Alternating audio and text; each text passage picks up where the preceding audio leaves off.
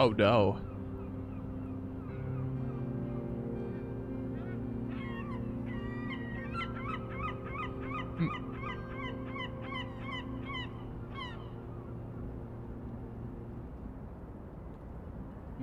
Ooh. Yeah. That's a good idea. Do you know how to set it up? Like, how do I do it?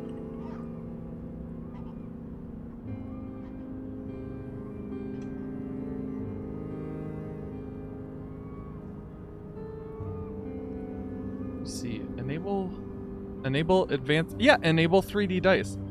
Okay, so how do I test them? Or automatically roll through? Whoa! Look at that! Yo!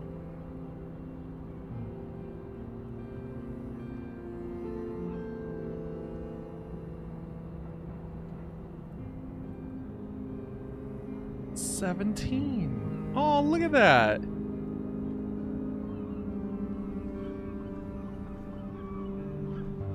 Oh, I mean, that's okay.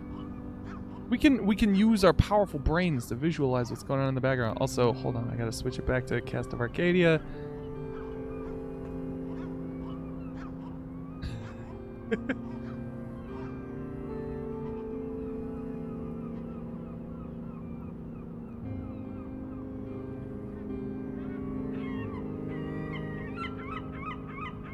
I think we only need it on my end because that's going to be what like visualizes.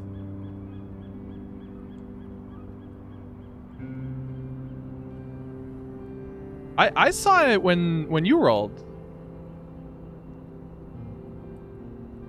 Yes. Yeah. They can. Oh, hi everybody. Haha, oopsies.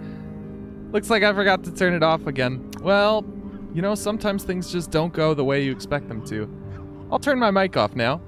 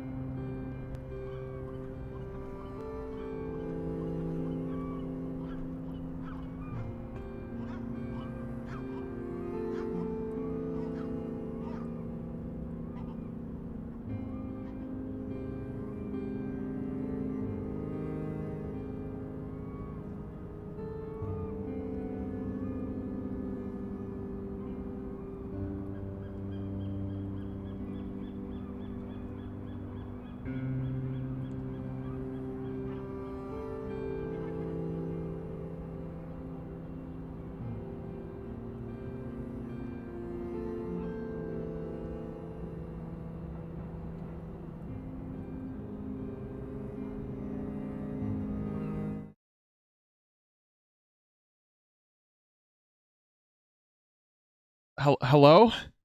Is it working now? Hello? Yes. Now Sorry, it is. everything just went Yep. wonky. All right, so hi everybody in chat.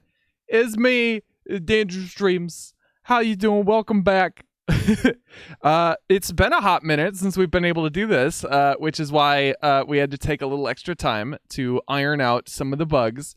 And I'm sure we'll find more bugs as we go. So let's play a little game. When you guys see or hear something that's wrong, I want you to scream as loud as you possibly can so that I can hear it. Just make a bunch of noise and stomp your feet, and we will probably do nothing and then get frustrated at you. But gosh, anywho, the stream has started, so I'm gonna turn it over to our dungeon master, Tori, and she can take us to where we need to go. Tori, what do you got for us? Good evening, everyone who's in the evening time, and welcome to another wonderful world and episode of Skyheart. Today, our wonderful, brave heroes are making their way to the floating Isle of Dire. With us today, we have Digit, the Minotaur monk with a heart of gold and a gentle soul. We have Selfie, the verbose, eloquent, and brave bard. We have Zigzil, the hardened and disciplined warrior. We have Carva, the mysterious and crafty rogue. And of course, our fan favorite, V, the intelligent, clever, and always good in a pinch artificer. Today, I'm going to start us off with a little summary. Last time in Skyheart, the party met and were contracted to protect an unnamed ship that was heading to the island of Dire. On their way there, they were assaulted by the anchor and they were cursed with the divine intervention from our studio audience, and they were cursed with the curse of the anchor. After narrowly surviving, after Digit was downed and everyone narrowly survived the party's encounter with a pack of blood jellies, they continued below, or they continued to Dire, and they all retired below the ship. Selfie opened up to Digit about her past, the cataclysm, and why elves are sleeping in this new fantastical land. And Digit told her about the island of Aegis. Meanwhile, Zigzil spoke to V about his mother and shared information about the book he carries with him always. While everyone spoke, Carva, or Clara, as she's known to the rest of the gang, snuck below deck and found a secret compartment that she could smell something familiar within. Um, she, she felt fear in her heart, and she locked the compartment and headed back up to the kitchen before, the group settled in for the night. And we start our magnificent adventure in the beautiful, wonderful green hills of Dye. Also, I feel like it's super important uh, mention we have some divine intervention we need to settle. Isn't that right, Dandrew?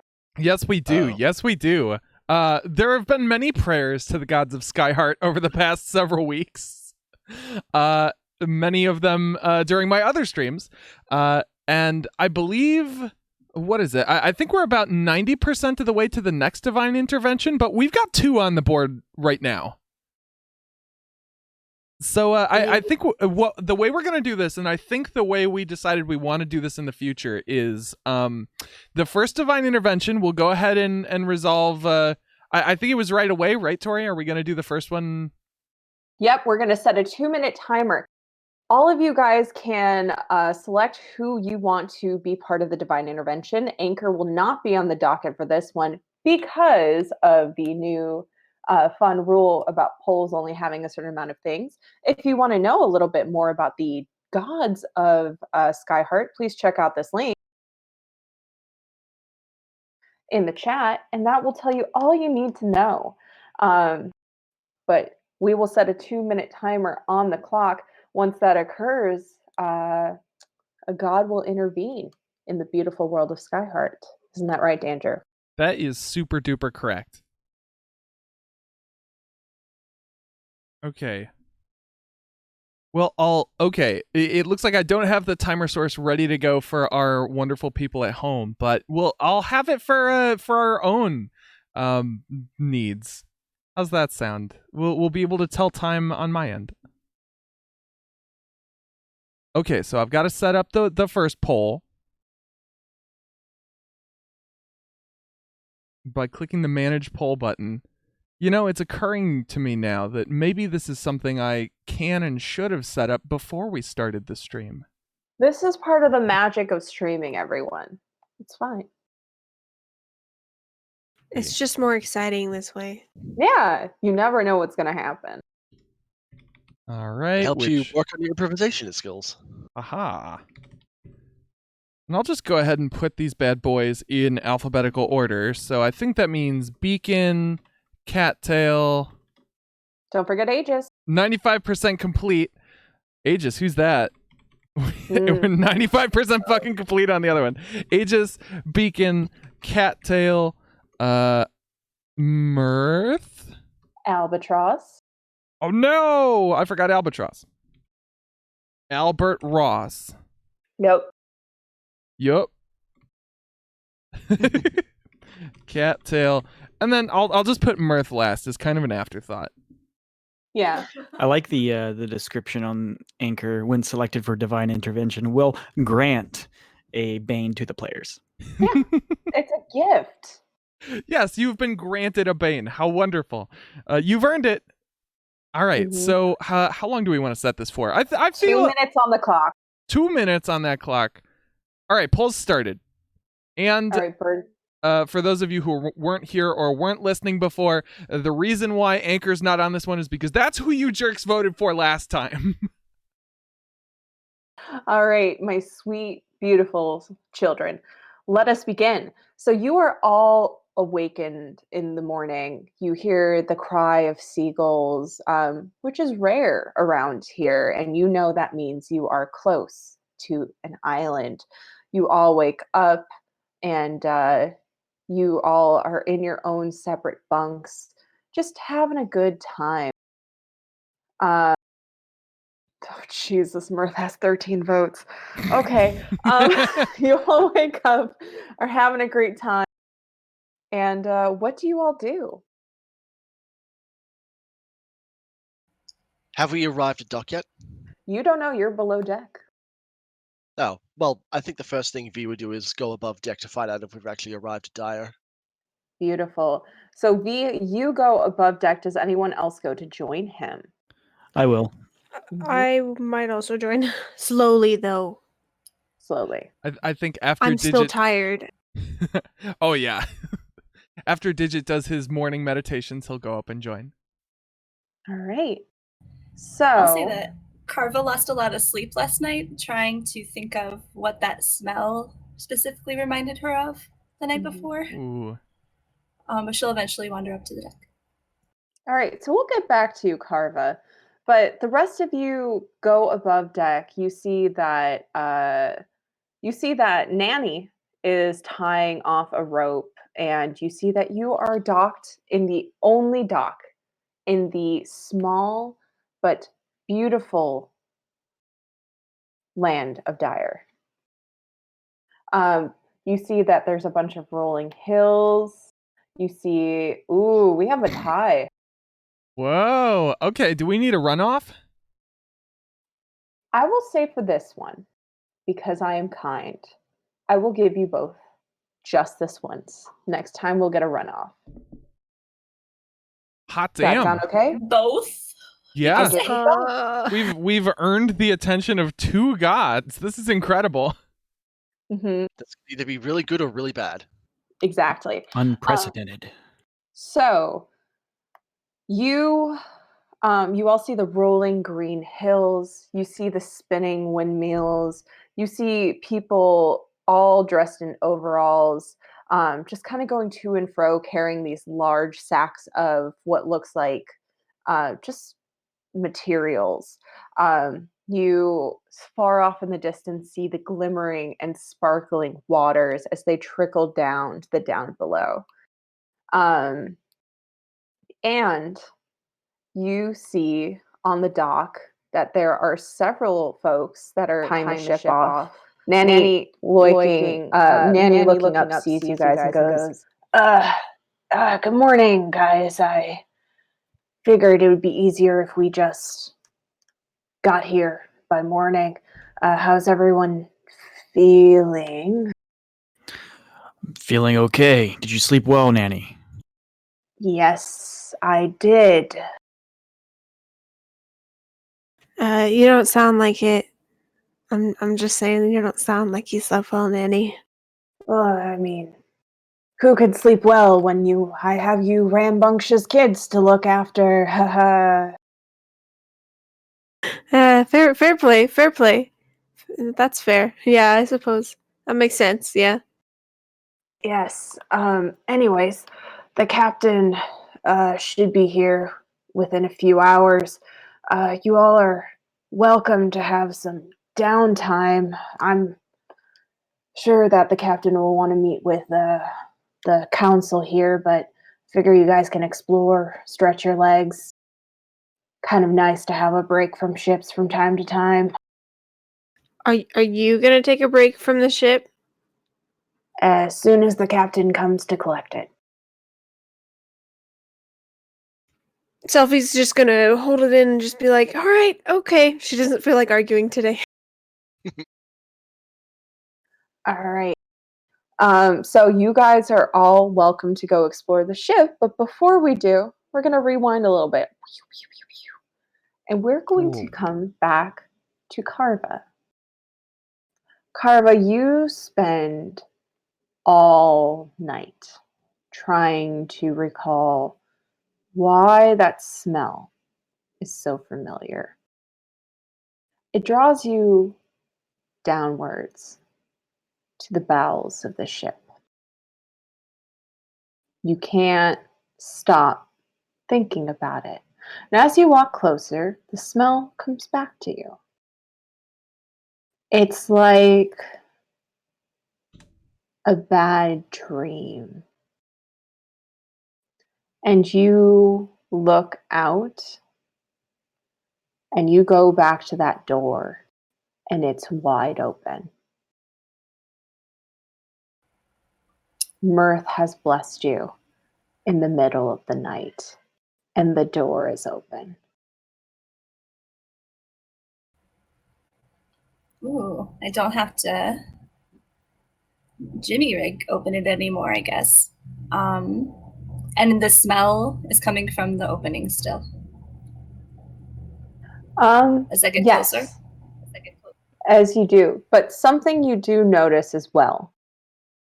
Footprints, small like yours, blackened, leading out of the hallway and going up the stairs. Can I crouch down and kind of like see what the black is made of? Like what's making these footprints? What material? Yeah, go ahead and roll me a nature check. 17. Ooh, a 17. With a 17, this is two parts of something. The first part, you recognize easy peasy. Soot. This is soot. Left over from burnt wood and stuff like that. The second part, it takes you a minute, and it's the smell that makes you remember. You were just in a dead zone. You remember the smell of ozone. You remember the smell that sprung forth from the earth during the cataclysm. Same smell. Okay. Do I think that maybe this thing has come from down there? Make me a just general intelligence check. 10. 10. You have not had any experiences with the anchor spontaneously being created aboard places that aren't a dead zone. It seems unlikely that it's from the ship itself, which leads to a variety of different questions, such as how did it get on the ship and where did it go? Lots of questions, lots of questions. Can I peek down into the opening and see if anything's missing from the last time I peeked down there? Sure. You want to peek down there? Yeah, I don't want to stick my head down there, but I want to peek in the hole. Okay. Make me a perception check. Bethany and David, you both are just like 18? terrible. 18. You see from your spot a what looks to be a nest, a bunch of shred up cloth and paper that you think someone has been sleeping in. You missed it the first time because it was so dark, but you kind of let your eyes adjust to the dark. Looks like someone was sleeping down here. And you look around and you see some raw potatoes that have been bitten into. And then you keep looking and you see a pile of what looks like vomit in the corner. I'm good. I'm gonna remove my head from the opening and I'm gonna join people that I hear have gathered on the deck. Well, I want to follow those footprints where they might have gone. I guess they look like they were going up towards the they deck. go up. They look like they're going up towards the deck, but the opposite way you came. Okay, if they seem like they're going up to the deck, I will follow them. Okay. So you follow it up towards the deck. You kind of make your way up. At this point, you all kind of see like there's folks coming from Dyer to kind of like help you guys with the ship. They're kind of coming on and off. I want you all to roll me a perception check right now. Ooh. Rolling it. 13. Okay. And Digit. Taking a very long time for my character sheet to load. Oh, Oh. damn. Oh, no, that's was five. So I would say, because Carva, you know what you're looking for too. I'm going to give you that advantage. So Selfie, Digit, you were kind of taking in the splendor of this beautiful place. You guys been to a lot of islands, but it's breathtaking here. It is nature and industry married together into this beautiful tapestry. So you're kind of looking out at that. You're not really paying attention to the crew because, like, it's fucking sick as hell out here. V, with a 13, you notice, like, there's the folks here that are coming to help. They're mostly orcs and Goliaths. And then you like spot, just like out of the corner eye, you see like something moving very quickly that's very short. And at first you're like, oh, it's Carva.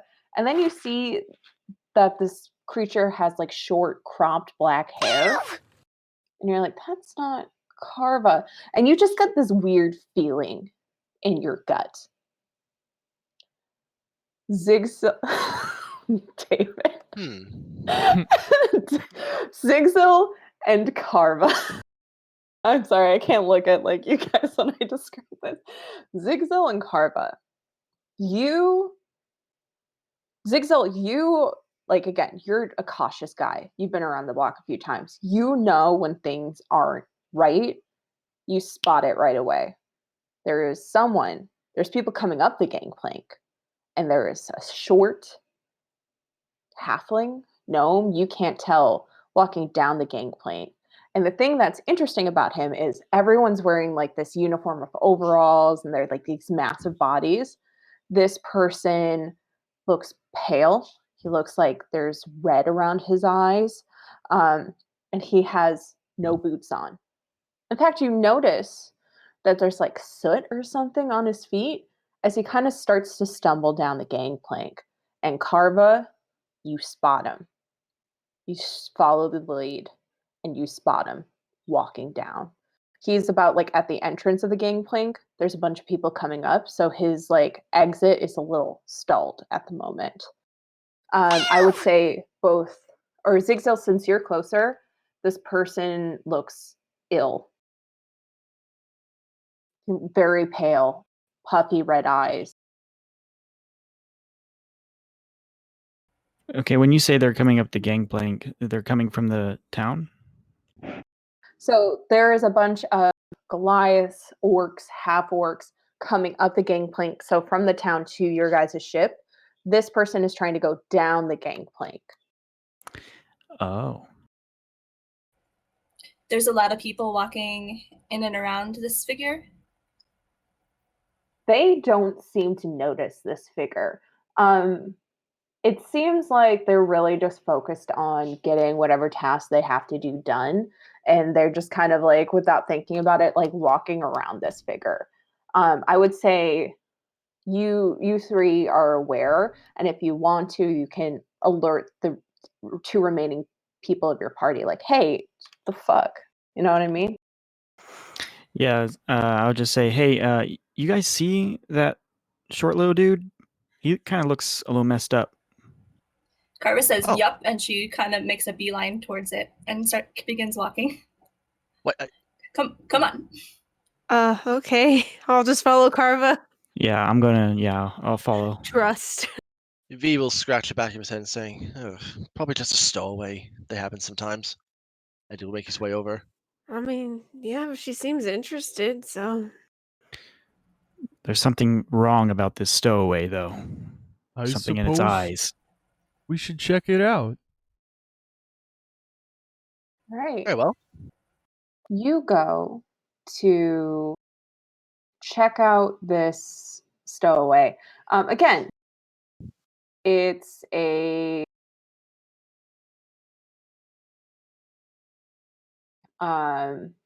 they have this really short cropped black hair. It looks almost like they cut it themselves forever ago and then they're trying to grow it out. There's this puffy redness around his eyes. His cheeks are really flushed. He has this almost dazed expression on his face. Carva, getting closer, you notice he has like these honey colored eyes. Hmm. Is it someone I might recognize from my travels or from? I wouldn't think you would recognize this person. Maybe someone else in your party might.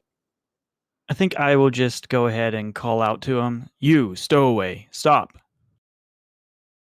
You say this, and the halfling kind of like pauses, looks around. Again, looking very confused. They kind of like make eye contact with you. They're swaying a little bit. Can I Are we in dire? can I like 'cause I'm assuming he stops, we get up to him. Yeah. Can I like cuz I could probably do some sort of medicine roll to see if I can see what's wrong with him. Yes, you can. Would you like to? Yes. That's a All 16. right. A 16. So very obviously, this person has a fever. They have an elevated temperature. They're very pale. They're sweating. The puffiness around their eyes is indicative of a fever. With a 16, you're kind of looking them over for like, where is the infection point? Why are you sick? You can't find an infection point, but you know they're sick. The question is with what? This person seems ill. Should we try to find a doctor? I'm speaking to Is the it group. viral? Do you think? Well, he's got a fever. That much I Hmm. know. I saw where it came from. Down below, they came from down below deck. I did see someone got sick down there. Did you see anything else down there? Like, I don't know, rusty nails, off foods, that sort of thing? Someone was snacking on some uncooked potatoes, That'd and probably do it, to be honest with you. yeah, you don't Yeah, want to eat an uncooked potato. something that's been sitting around. Yeah. He just ate the potatoes? With all the technology they have these days with cooking potatoes, I mean, know. What a I don't know. waste. What a waste. By the way, can some of us roll to see if we recognize this person? I've been trying to ask for like 2 minutes now. I would say out of everyone in this group, Selfie, it's you. Oh geez, I had a feeling. So I'm here, baby. Would I remember where I saw this person? Roll me a history check. And I will give this to you at advantage. Ooh boy. Oh geez. Okay. 13. This person looks really familiar to you. Really, really weirdly familiar to you. And it's playing in the back of your mind. You know they're from Old Haven. You feel like you've seen them before in Old Haven, and it starts to click. Didn't this person used to work at your parents' house or something like that? And you're really just turning it over and over in your mind, but you're just like, it's so like tip of the tongue. Okay. I think Sophie's gonna probably mention that to Zig, because if anyone is going to try to like push something from this person or pull something out, it'd probably be Zigzil. So she'll be like, I think I recognize this guy. I think he worked for my parents, but like I know this person. I guess I can try to interrogate is too strong a word, but like question this person. I'm gonna interrogate this sick person. Yeah, So- interrogate the sick guy, well, please. but I feel like he's in no condition to give us any accurate information in his current condition. What, we can we need at to- least get his name, you think? I don't know. He seems really out of it. We need I'm to just gonna find. ask him his name. Hey, what's your name? You say, "What's your name?" Those honey eyes flicker to you. The eyes don't look familiar, but the form does. And again, you see it turning in his head. Zol. Kip? No. Cal. My name is Cal. Cal rings a bell. Okay.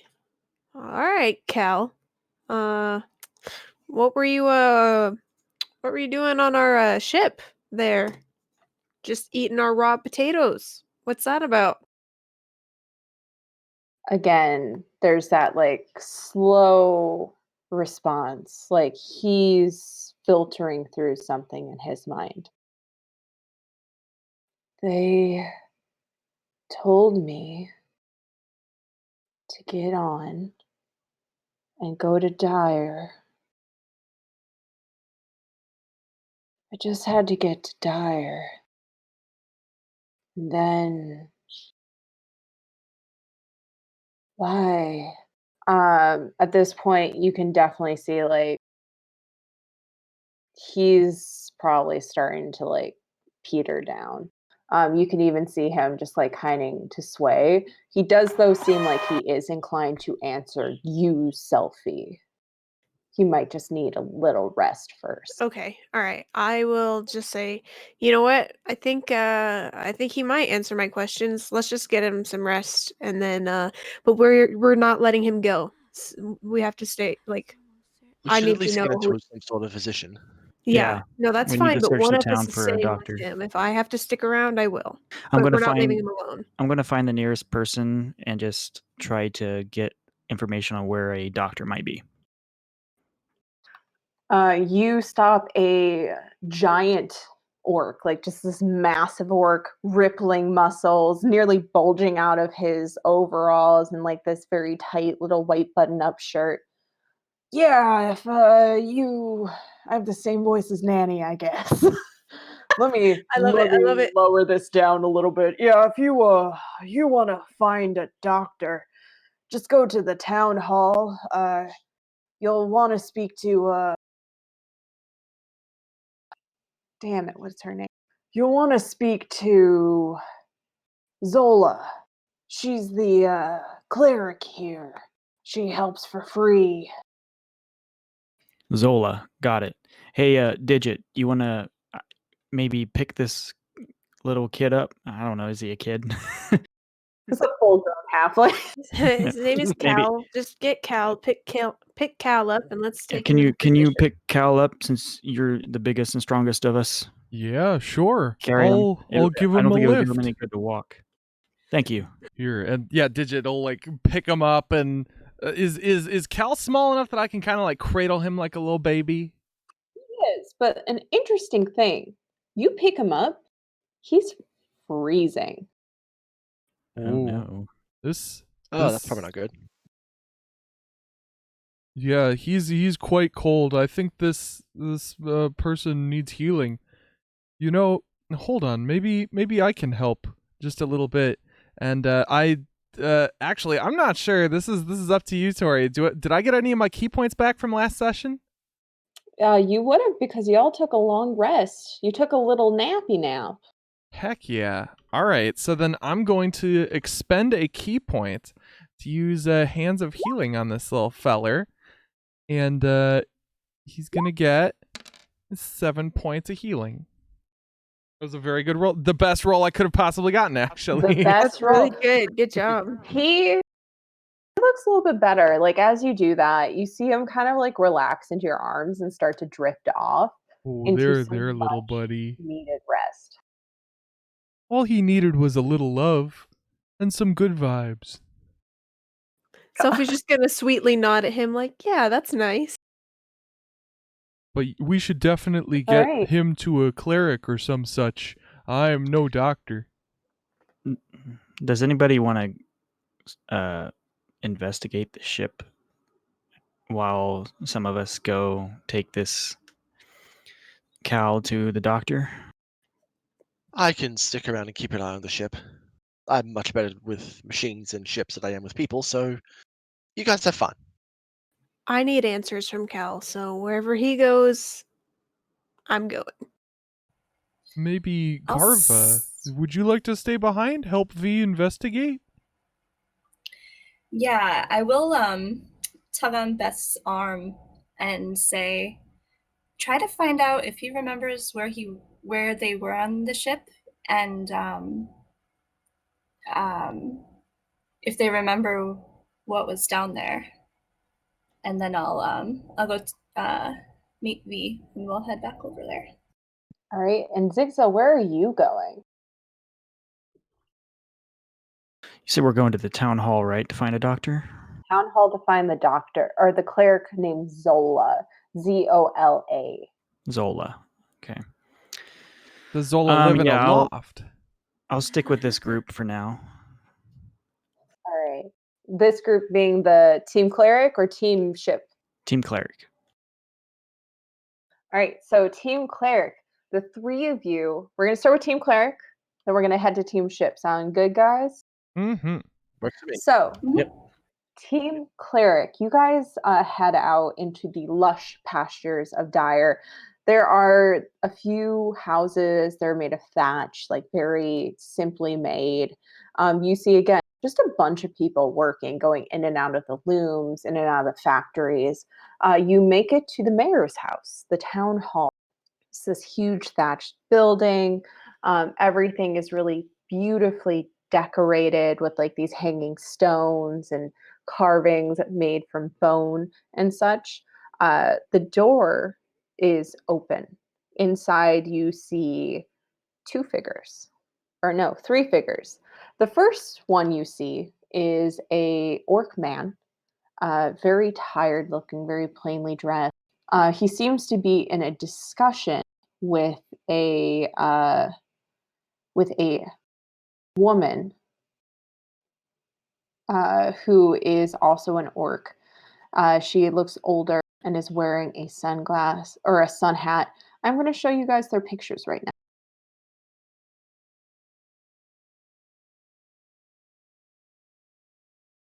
Ooh. Ooh. They seem to be involved in a very heated conversation, but in hushed tones. You see also there is a orc man, or not an orc man, a Goliath man, who's just kind of sitting, nodding his head very quietly, but he's not saying anything. But who do you go to speak to? I guess we'll just ask for Zola. Okay.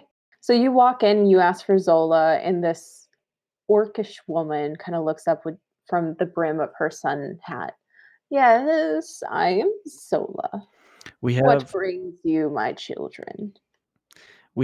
someone here who seems to be very sick, and we heard that you are the local cleric. We know That makes nothing me about the sad. ailment. Sorry. That's all right, dear. And she's gonna, with a swiftness you would not think a woman of this age would have. She is suddenly in front of you. She gently pats you, Digit. And you guys notice she's not looking at anything. She just has these like very grayed out eyes as she reaches out towards you. Show me to the sick one. Her hand is on your chest, Digit. She's waiting for you Digital kind to of lift do up. something. He'll lift the halfling up so that her hand is like touching the halfling. This is the sick one. I carry him in my arms. He's one of the small folk, a halfling. It's been a long time since we've had a halfling. And she's gonna like take the bundle of Cal into her arms and kind of hold him and just like gently put her hand across his face. You see her expression kind of gets really intense. She seems to be focusing in. Oh yes, very sick. I will take care of this for you. And who might you all be? And who might I be caring for?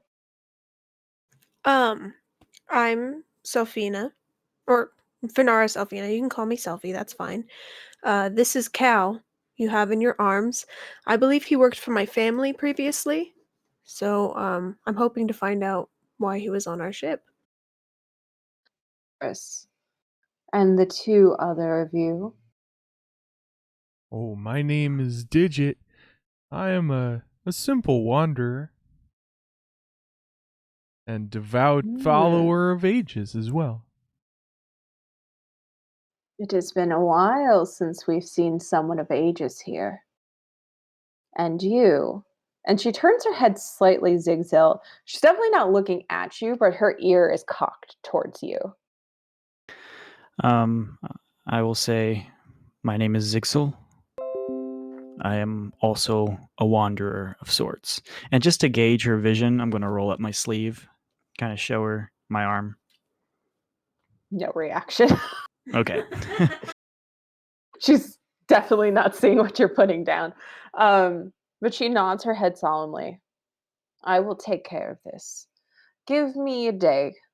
You will need to pay no charge. And you see the orcish man over in the corner, the scraggly, like 5 o'clock shadow going, Zola, no, we talked about this. She kind of waves at him. Give me a day, my sweet children.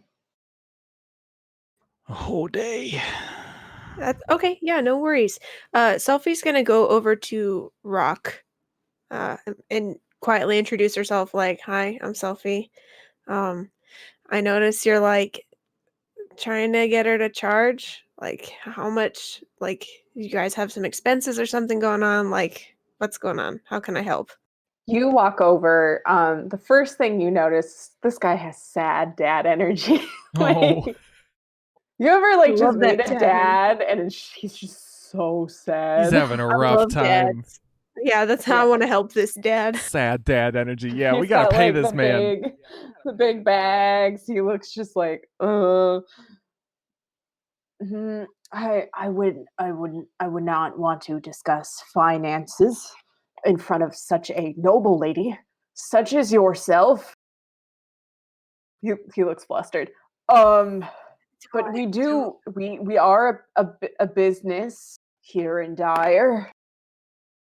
Are you sure Yeah, you don't no, want to talk about money? We have a lot of money. We can we're give you fine. lots of money. Yeah, I think people should absolutely be paid for their services. What's a decent and fair price? Would you prefer payment in food or supplies or something? Because I can manage that. Just whatever's going on, whatever you need. It's not a big deal. If you would have food, that would be great. I can get some. What kind of variety would you like? Because I assume we don't eat exactly the same thing. You like potatoes? As long as it's not rocks or grass, potatoes would be great.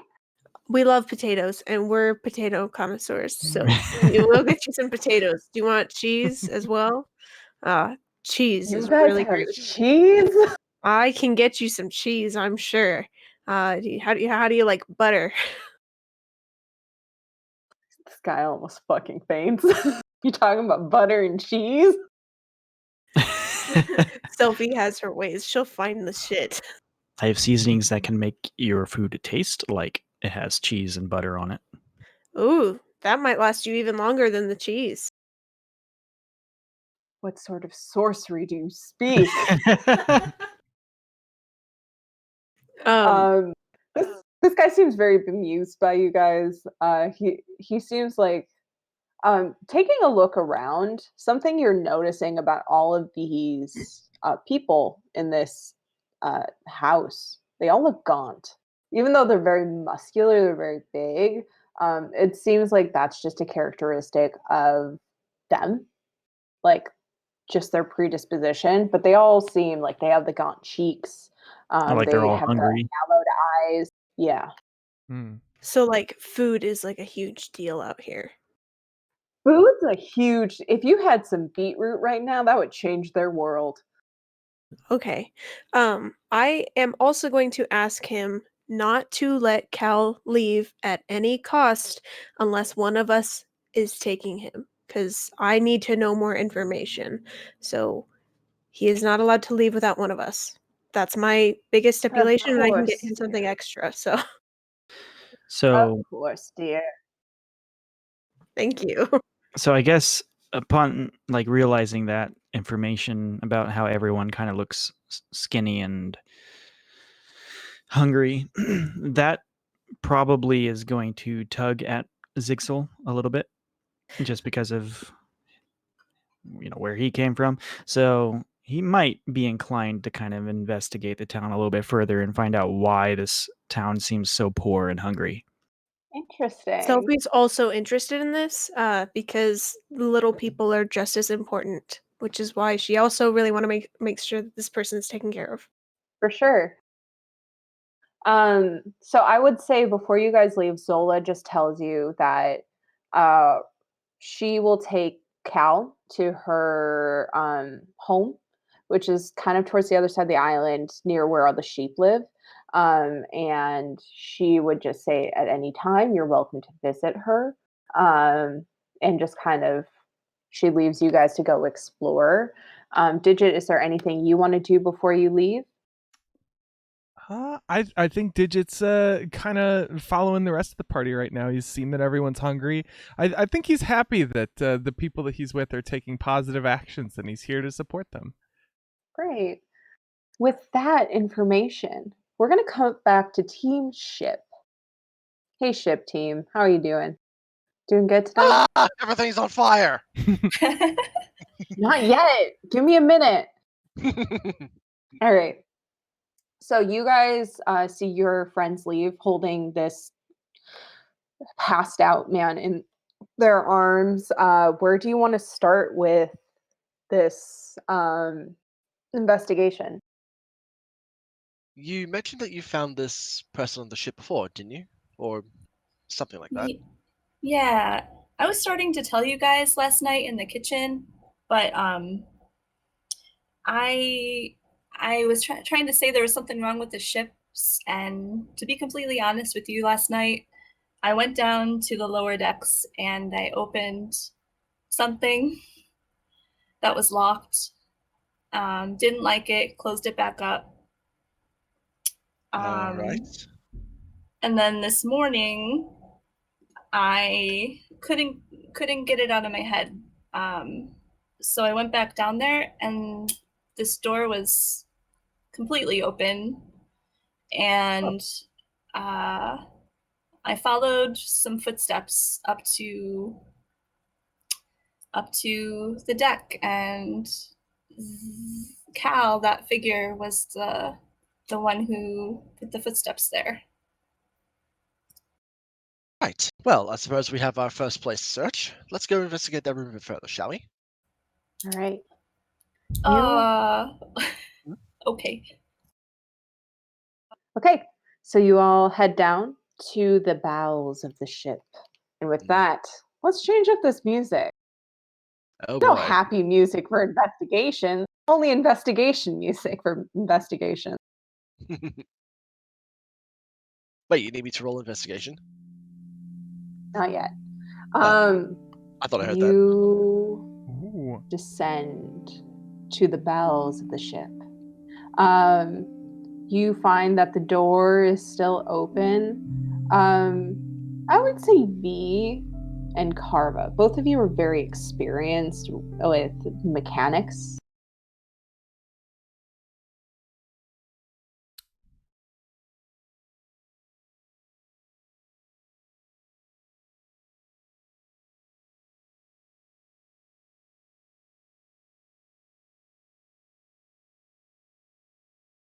Just something you Unlocked noticed. naturally by its key that belonged to it. Yeah, it literally looks like someone just went like, just busted it open.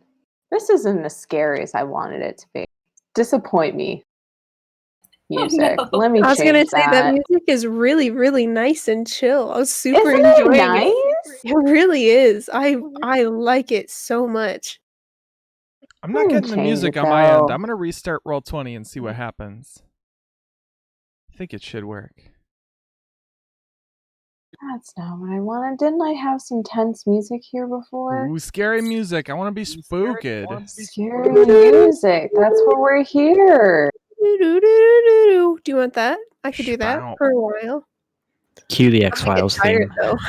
It's a shame we have to stick with royalty free, else I have like Yeah. 5 different songs I could throw at you. Right? Fuck Here we it. go. This is the music I'm into. So you head down. The lock was just popped off, it looks like. You do you descend into the room? I would want to hold V back for a second and say, Hmm? this room doesn't make me feel very good. I tried several times to like will myself to go down there, but I haven't felt like I have wanted to yet. But maybe with another person, it'll be better. But Well, just know that if I'm that's not the getting a case- good feeling with this room. Well, if there's something that apparently is making you stop, then looks like this is a proper time to do this. Just give me a couple minutes, would you? And V is going to reach into his belt pouch, pull out what appears to be a pair of goggles with some sort of mechanical contraption on them, and he'll begin like fiddling around with them as he tries to ritual cast detect magic. All right. So you go to ritual cast detect magic. So as you do,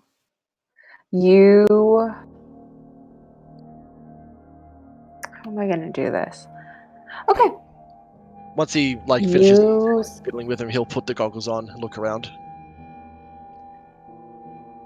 What are the those? you're looking around. What are those? You're looking around. You see the nest.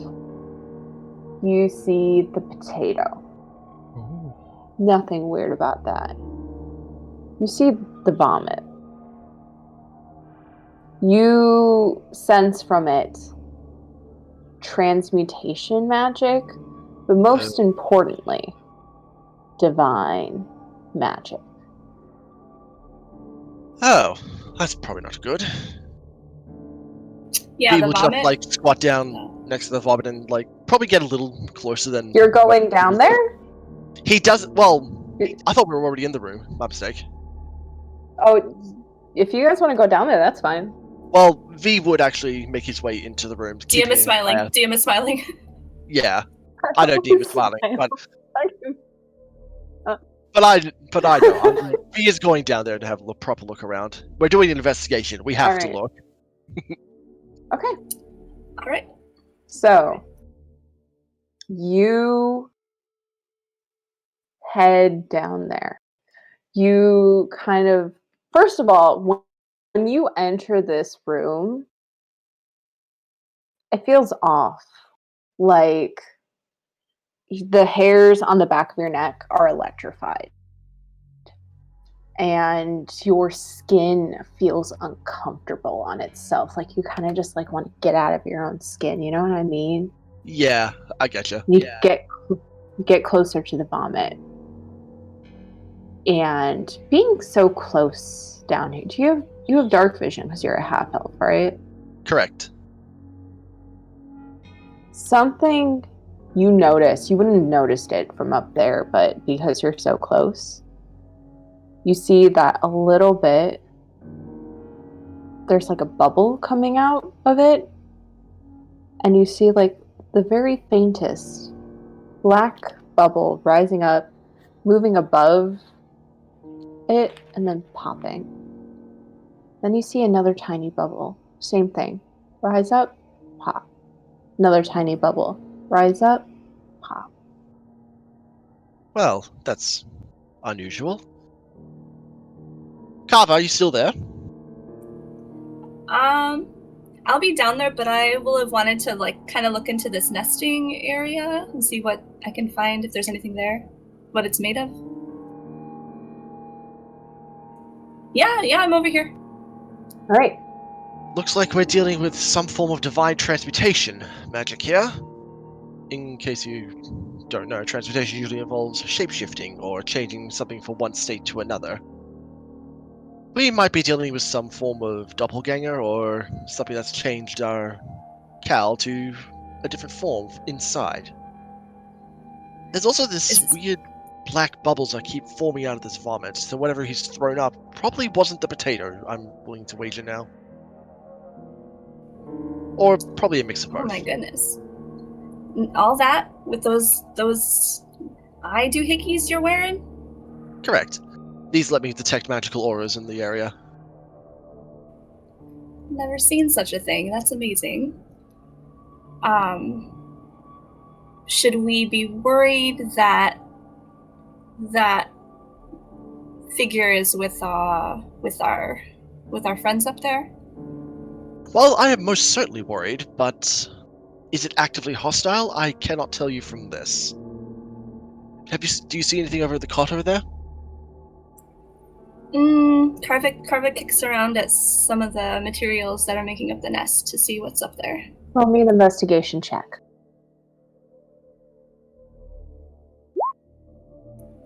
17. With a 17, you kick around. You find 2 different items with a 17. You kids and your good dice rolls. The first thing you find is a small pouch of what looks like a bunch of rations that was supposed to last this journey. You see that increasingly, like as you kind of search through it, the food looks off. Like it doesn't look right. You see like some of it's gone off, some of it's molded, some of it just looks wrong. The other thing you discover is, I guess the closest thing I can say is a makeshift diary. It doesn't have like a front cover or back cover. It truly looks like there's a bunch of pages that have been stolen from different things, different pamphlets, stuff like that. And there's scrawlings on the back of them. Ooh. Carva's gonna pick up the pouch of rations and pocket the diary and show V the packet of rations, and maybe this is what is making them sick. V makes his way over and examines the food first through his goggles. Any indication of magic? No indication of magic, but something you would kind of note as a person who has, been on a ship a few times. Yeah. This was not packed for a ship trip. It's like fresh fruit. Huh. Fresh vegetables. One does not bring that on a ship ride, ladies and gentlemen. It does not go well unless you brine them. Whoever supplied Yeah, it for this trip did a very poor job. Well, I don't know that they were... I don't know. It seems like makeshift place to be on a ship, makeshift food. They're lucky that they survived the trip, I guess. Question. The door lock, was it on the outside or the inside? Outside. So a thought occurs to me. This person was put into this room and then locked from the outside. He didn't lock himself in, someone locked him in. The question now remains why. Yeah, that's something I was thinking about as well. It took quite a bit of doing to get the lock open last night. So it wasn't a simple Seems lock like it either. took someone not a whole lot of doing to get it open this morning.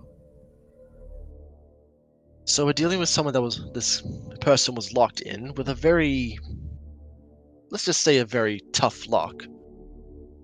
What is it about this person that makes him so, well, such a security measure to be required? Did you find anything else aside from the food?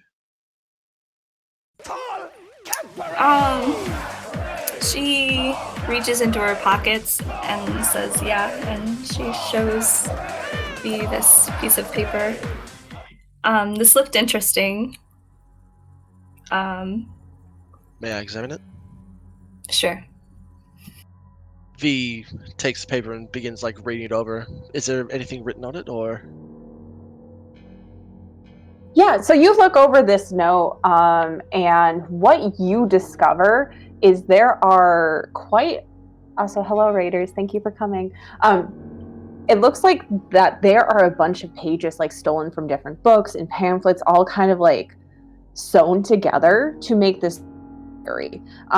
When you first start reading it, it lays out very clearly your name is Cal. You need to get to Dyer. If you can get there alive, everything will be fine. You can start a new life. And it slowly just starts to devolve. The next page is your name is Cal, da da da da da da da da. And then as it progresses, the details become fuzzy. The handwriting, which was this eloquent, beautiful handwriting, starts to get shaky.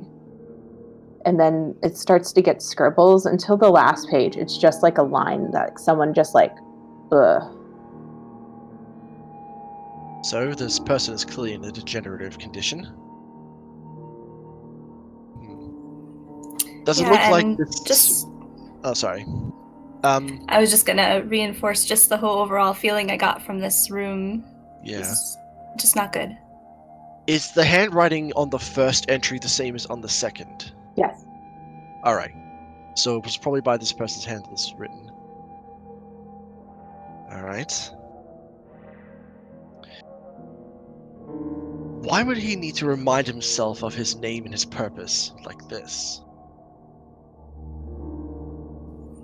Well, you said that it might have been some kind of transmutation magic that...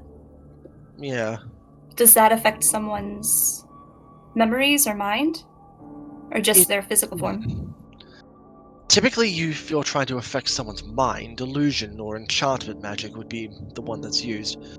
Transmutation is more the physical realm, but it's not impossible for transmutation to be physically altering someone's brain. So... I don't have enough to go on to make a solid theory as of yet. I hate dealing with people. Right, so we currently have in our custody a person that's probably not what he seems, if nothing else. I'm beginning to question whether or not he's still even a halfling, based on what I'm seeing here. What else is around the room? That's a very good question, actually. Other... All right, so you guys containers. Look around. You see the nest. You see the potatoes. You see the nasty bad corner. You see also what looks like a sack that maybe this person's been sitting on. You see next to it is a near dried up inkwell and a quill that's just kind of lazily laying against the ground. This person's just been stuck down here pretty much in the dark. V is going to examine the potatoes. Do they look like they were actually an actual effort was made to eat them, or was it just one lazy bite and that was it? It looks like someone had taken a huge chunk out of it, and then dropped it, and then taken another huge chunk out of another one and then dropped it. You can't tell if it was out of desperation, can't tell if it was a lazy bite. Yeah. But it looks like they were hungry at some point. Well, could be a combination of both the potatoes and whatever is happening to him that made him vomit. Could also be pure luck that it showed up. Do you think we need to alert Nanny or otherwise of this, or do you think they know? That's something I'm going to find out. All right. And with that, as you guys leave this room, we're going to cut back to Team Cleric. Yay! Happy time, Team Cleric. Hey guys, let's change the music. Switch to no the more silly scary music. Yeah, the silly stuff. Silly music. I mean, is it gonna be silly, or are we robbing the rich? Ooh. We're gonna get to that. Did you just say you guys head rob? out. You guys It's for head the out. good of all people. you guys head out into the magnificent, beautiful town of Dyer, made of a collection of thatch-roofed houses in the lot. You see that there's these long dirt roads everywhere. You see there's just a bunch of kids running around laughing, chasing each other. You see one kid has like this makeshift bubble wand that they seem to have made of straw, and like there's just bubbles floating everywhere. You see like moms, dads alike hanging up laundry. It's this beautiful tapestry of all these people. And as you walk through, you see that there's like some people like hawking wares, and mostly seems to be like stuff to make it easier to dye your clothing, or stuff to make it easier to sew your clothing or cut your clothing, all that stuff. You see some folks just have like some weird little dolls that they're selling to kids, all that stuff. But where do you decide to go in this magnificent town? Well, I think you know my answer. I'm gonna find a local tavern, Yep. and not for drinking purposes. Yelp review! Yeah. Yeah, For a Yelp Yelp review. review. Oh, I forgot about that. I think Selfie would definitely be interested in some of these sewing notions, just to see like, oh, can I find something that's gonna make it easier to repair all my stuff? And then, but she'll also be drawn towards the tavern because Bard. So I think Of course. I think my activities in the tavern would be primarily investigating the food, of course, and trying to And break then- into the kitchen. but also but also secondarily, like just trying to get a read on the town and why there's so many going hungry, basically. Of course. So, and before we go any further, Digit, what are you doing? I think Digit lad. was very distracted by the bubbles for a second, and the mask obscures most of his eyes, but he has an expression of childlike wonder as he sees the bubbles flying. Oh, magnificent! And but then after that, he kind of sees everyone going to the tavern, and he kind of follows the rest of the group. He's vibing. Right. So I would say Selfie, like on your way there, you see like a few of these stalls. There is a sewing kit for sale. I'm gonna ask, and I'm gonna go up to the person and say, can I get a closer look at this? It is what looks like a young Goliath kid. And she kind of nods her head. You see that it is a sewing kit. It contains 5 sewing needles. They seem to be carved meticulously out of bone. There's a dozen spools of these different color threads. You see a measuring tape. You see a thimble, but instead of it being made of like metal or tin, it seems to be made of like this very like nicely colored stone that seems to shimmer just right in the light. Dad says I have to sell it for 5 gold. Okay, that's no problem. But you know what? I think I've got a better deal than that. What if I give you 7 gold? You're gonna give me 7? It usually works in reverse. I know it usually does, but this is gorgeous, and I think that you're fantastic and you're a great saleswoman. Look at this. Look at the way it's presented. You've done such a good job. And so I hope you have faith. You did a really good job. And you know what? Tell your dad that I think you should get at least one of those gold for something fun. But I can't tell your parents what to do, but I think that you should get one of them just for fun. And you know what? Just in case, I'm going to hand her a gold out of my pocket and say, that's for you, not for anyone else. So I'm losing 8 gold, but I love this kid. Thank you, Mom. I'll tell my dad for sure. And she's going to pocket the gold. You get the sewing kit. You guys head over to the tavern. It is just like the rest of the places.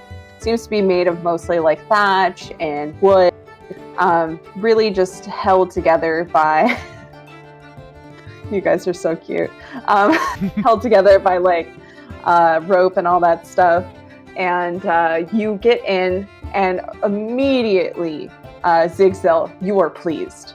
It smells a little bit like garlic, smells a little bit like sage, smells a little bit like saffron. There is a huge bubbling cauldron in the center of the room. Underneath this roaring fire, you see this man just kind of stirring the pot.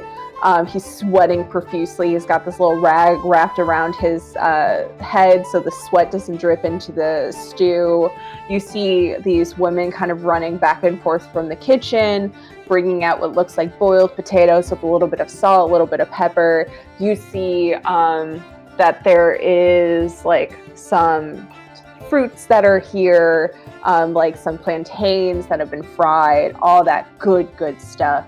But you look around, everyone still looks gaunt, and you kind of like pay attention to how frequently like these people are coming out, and you see that the portions for each plate are rather small. Especially for people that are this massive, like one potato will not fill up, you know, someone who's like 8 feet tall. Oh, yeah. So wait. So the guy who's stirring the pot, is he behind like a barrier, or are people coming Nope. and just People serving are themselves? coming, and he like will like take this massive ladle and he'll like pour stew into the bowls that they bring up with them. It looks like they bring bowls from home. Okay, so I guess first thing I'm going to do is grab a bowl and approach him, and as he's serving me up, I'm going to ask him, "How goes it, sir?" So he's serving you up. You see like these, again, this bulging muscles of this, it's a Goliath man. He has these like purple markings streaking down the sides of his face, going down into his chest. And he just says, "It's going well there, friend." And he like gives you this big heaping bowl of stew. And you see like, there's no meat in it, first off, but you see like there's potatoes, you see there's some vegetables. It smells great. It looks like it was seasoned right.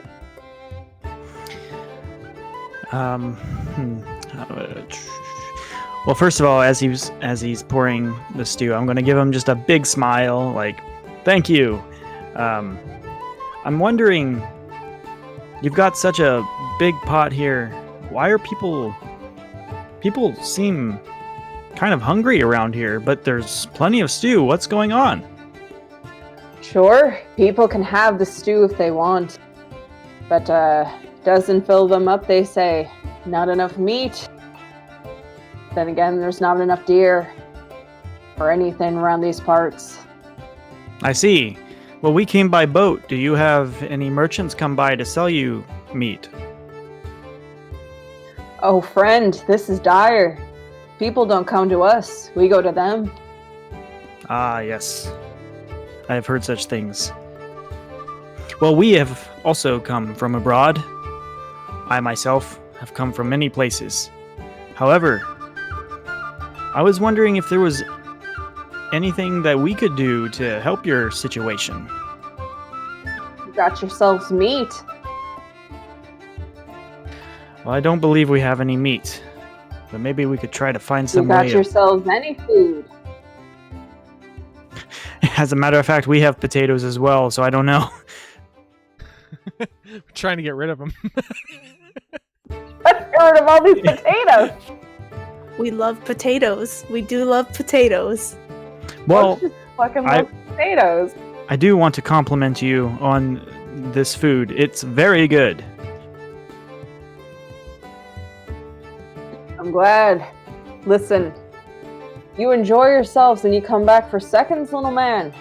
And if anyone asks you who cooked this magnificent stew, tell them that Akun sent you. All right. Well, I guess I'll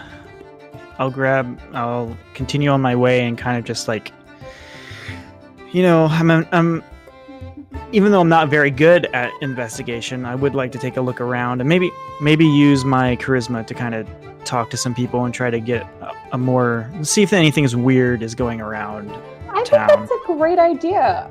Do you want to roll just like a general charisma check? And if there's anything Sophie or Jitchit want to do to kind of help, let me know. Describe what you want to do. I want to make Zig look like, oh, he's an in charge kind of guy. Like, you should trust this dude for sure. This guy's so He's the best. Just cool.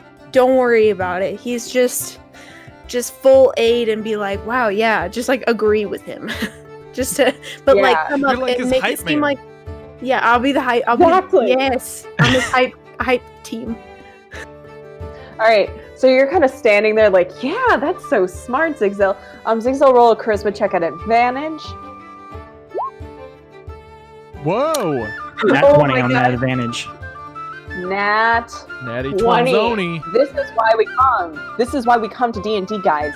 This So is why that- we're here. Nat 20 with friend assist. So you go around and you ask, and it seems like the story is pretty consistent. Not a lot of merchants come here. Not a lot of hearty foods can be sold. And it seems like everything that people are selling here, it doesn't cost much. People don't put a lot of value in cloth, it seems. And this is a cloth making and processing island. It's what their whole economy is.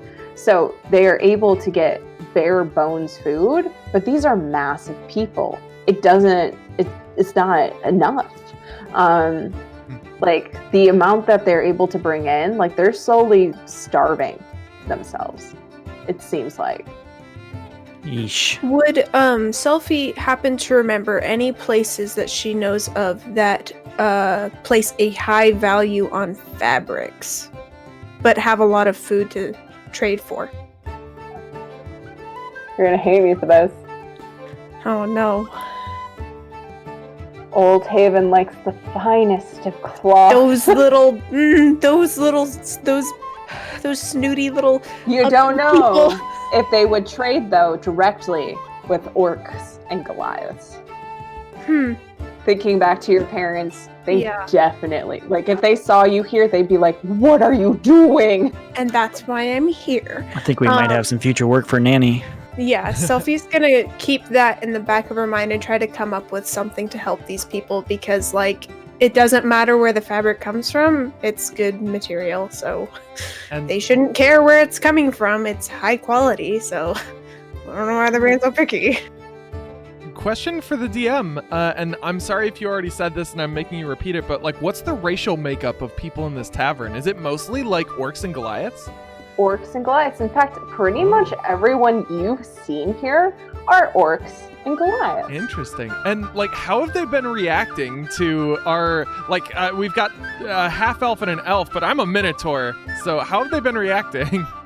So to the half elf and elf, they're kind of just like, everyone's kind of looking at them like, oh, money. But to you, I think you kind of almost fit in. You're a big, massive dude. You're tall.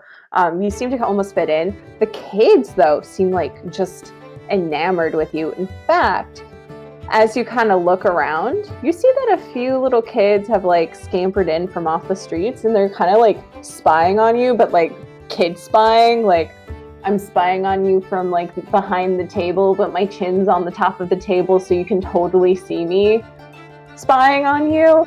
And just like light in their eyes, like, oh. Oh my gosh. I think like he's gonna notice the kids like watching him, but he's gonna like play it off like he didn't see. I don't know if Digi's been served a bowl, but if he's got stew in front of him, he's going to now opt to, instead of eat it with a spoon, use his long cow tongue to start just like lapping up parts of it. You hear like very softly, are you seeing this? Yeah, I'm seeing it. Oh, look at how long it is. I'm gonna kind of slap him on the wrist. Manners, cowman. Sorry. Hey, he's Zig. Sophie's gonna pull him aside. He's just bringing some joy to the kids. It's okay, you know. Oh yes. Let it go this time. Let it go this time. Take it back. Take it back. Digit gives you a confused look with like soup all over his mouth at this point. Oh. I'm gonna look to the kids and then back to him and be like, "Oh, you like that, do you?" They're nodding their heads and they're just kind of looking at you like, are you going to top this? I'm just going to stare at them awkwardly. Sophie's gonna ask if they like music. Sure, we hear music. Sometimes we hear music. Our mom sings it a lot. It's a little Goliath kid it's a kid who's a Goliath. So they're like probably like 7 years old and they're already like 4'5". Like they're huge. So they're big. Okay, Sophie will pull out her dulcimer and party hard. Yeah. Maybe Roll me a performance check. do some fun stuff. Yeah. See it. Let's see how good it goes. We about to tear it up in this tavern. Better go well. I am gonna try to tear it up. I believe in you. 16. That's Yeah, fantastic. you just start shredding on your lute, and these kids are just like, yeah! Like they start raging a little bit, and you see like the chef kind of looking at them warily, like, don't do it.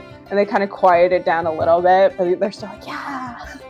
So can I approach the chef and basically exchange cooking knowledge with this guy? Sure. Talking shop. You talk shop, you learn how he makes stew with very limited spices. You learn how he kind of stretches food to kind of make it last as long as possible. Something you learn from him too is like the food that they are doing now. So the potatoes they've grown themselves, but the last like food shipment was 3 months ago.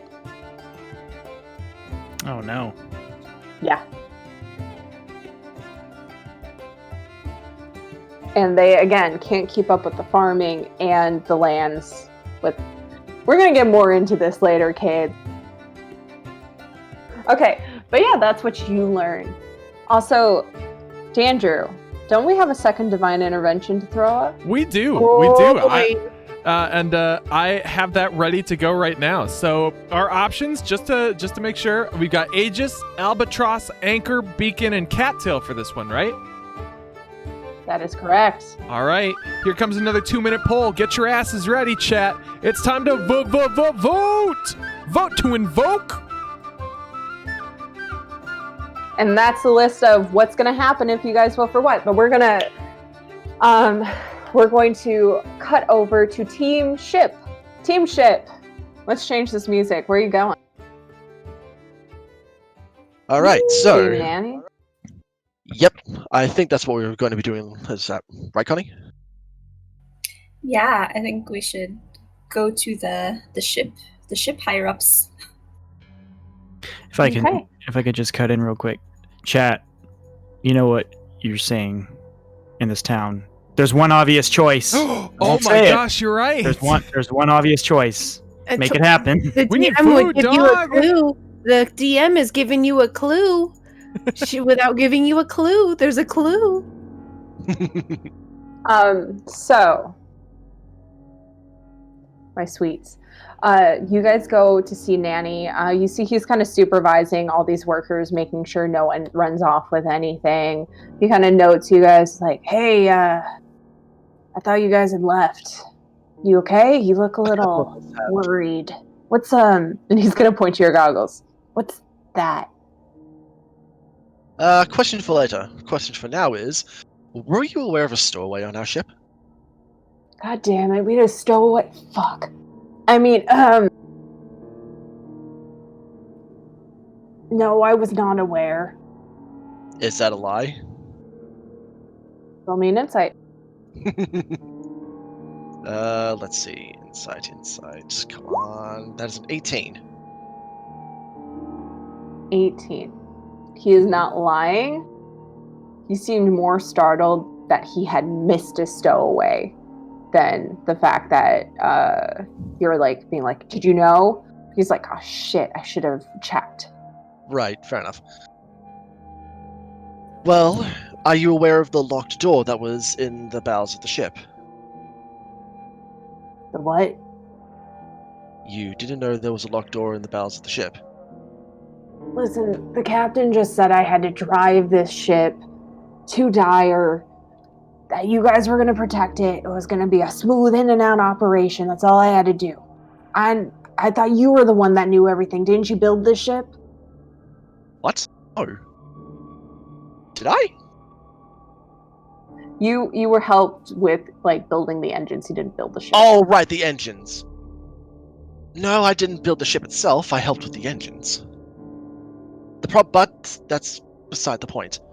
So, what we found was there was this halfling person that was stowed away in the bottom of the ship behind a locked door, and his vomit is filled with some sort of divine transmutation magic that is also bubbling with a black substance. So it's very possible we have some thing that is now loose and dire. He's gonna kind of look left and he's gonna look right. See, he's looking out, making sure like Selfie's not close by. I'm not gonna lie. I didn't understand most of that, but it sounds really bad. How can I help? What you need to speak with the captain and find out what she knew, because I I was under can't the speak to impression. her till she gets here, and that won't be till like tomorrow, probably.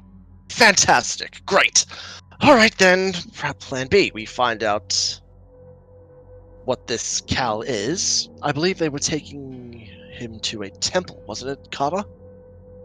Or something like that, or to the man's Clara, place. you mean? Clara? That's Kava. Clara. I said Kava. Did I get the name wrong? No, remember we all know yeah, her as Karma Clara. gave a fake name My and hasn't mistake, corrected my us. Yeah, Right, Clara. I am sorry. Clara, not Carva. I forgot about that. Someone Yeah, we put that learned on her a real t-shirt. Clara, not Carva. Sorry, I like use Discord as a short reference, but anyway, Yeah, I think they were gonna try to find a doctor or someone on this island. Are you familiar with where they may have taken No, but a person? I'm gonna call someone over and speak with them really quickly. Yeah, they said something about Zola. She's in the town hall. well, that's a Okay. pretty definite place to go. We should probably continue our search there, though. Maybe it might be prudent to make sure there aren't any other surprises on this ship. I was under the impression it was meant to be something to do with, well, a metallic substance that we were meant to be dealing with here, but apparently it's not that. Yeah, man, I don't know. I was just told to drive the ship. Oh, There looks weren't like we have any some other others. people on this ship besides the crew you hired, were there? No, it was only supposed to be us and the crew we hired. And then the captain is going to come collect us, and we were supposed to just give this as a gift to Dyer. Like, here you go. How much time passed between when we docked here and when everyone kind of got up?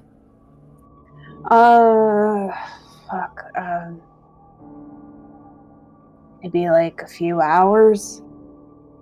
No, Okay. sorry. It was like a half an hour. Okay. I was thinking of something else. Half an hour. Alrighty.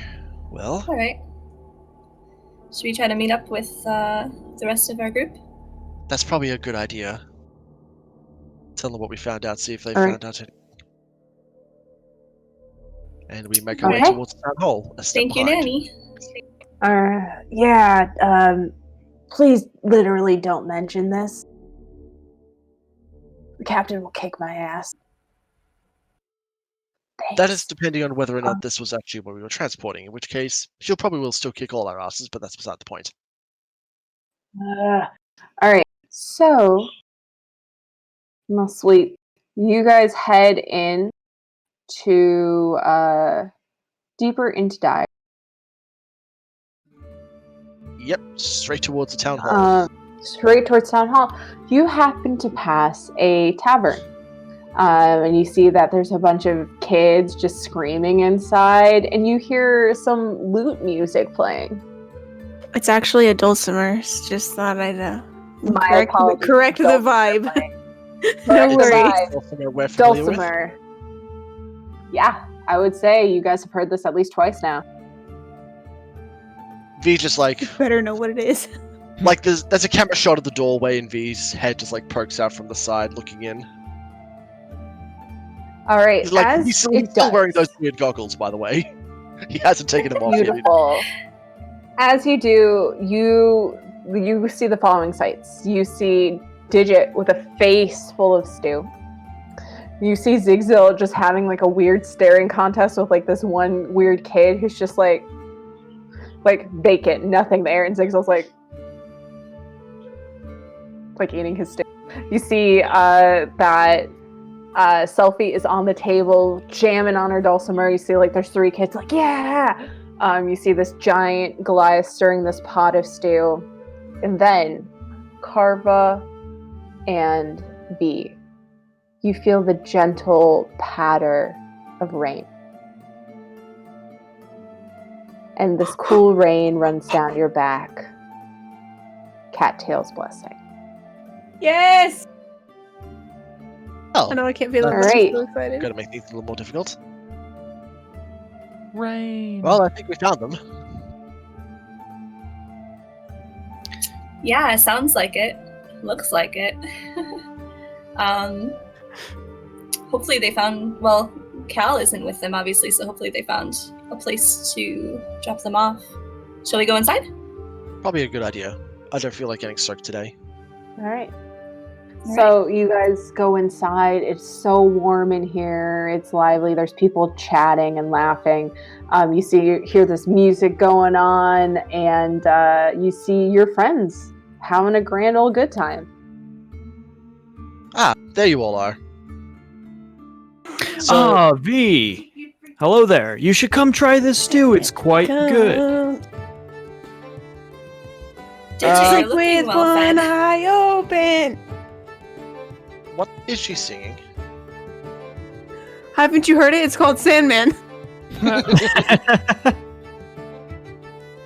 Right, anyway, weird questions aside, we need to talk. Like, right now talk. I'm gonna be like spoon halfway up. What? Right now? Yes, right now. It's in direct concern to our stowaway. And then I'm gonna be like gently lower as like, oh yeah, I almost forgot about that. Selfie will quickly get to the just cut to the end of the song, but in like a good spot, kind of like a radio edit. Yeah. But like D&D radio edit, I guess, because radio edit's not. You invent radio I edits invent right the radio here. edit. Yeah. Yeah, you're like, what am I gonna do with all those F-bombs? I know, I'll make donkey noises instead. Yes. And then she'll be like, all right, yeah, maybe I'll play some more for you later if you're really good, to the kids. And then she'll go off with the others. All right, so you guys kind of get yourself like a little table. It's crowded in here, but it seems like everyone's so used to being like packed together and like minding their own business that it's unlikely that anyone would hear you guys, especially with the bore of just like the general ambiance of this room. Alright, so V will So, take a seat. And, sorry, you go. I was gonna just, because there was a pause, so I was just gonna ask what's up. Oh, right. So V takes a seat at the table, pulls his goggles off so they're sitting on top of his head rather than over his eyes, and he says, Those are some nice goggles, by the way. thank you. So, I'm gonna reach for them. Can I try those on? you know what, sure. And he just hands him the goggles. They don't do anything when they're not active, they're just like a pair of goggles that do next They to look absolutely cool. nothing.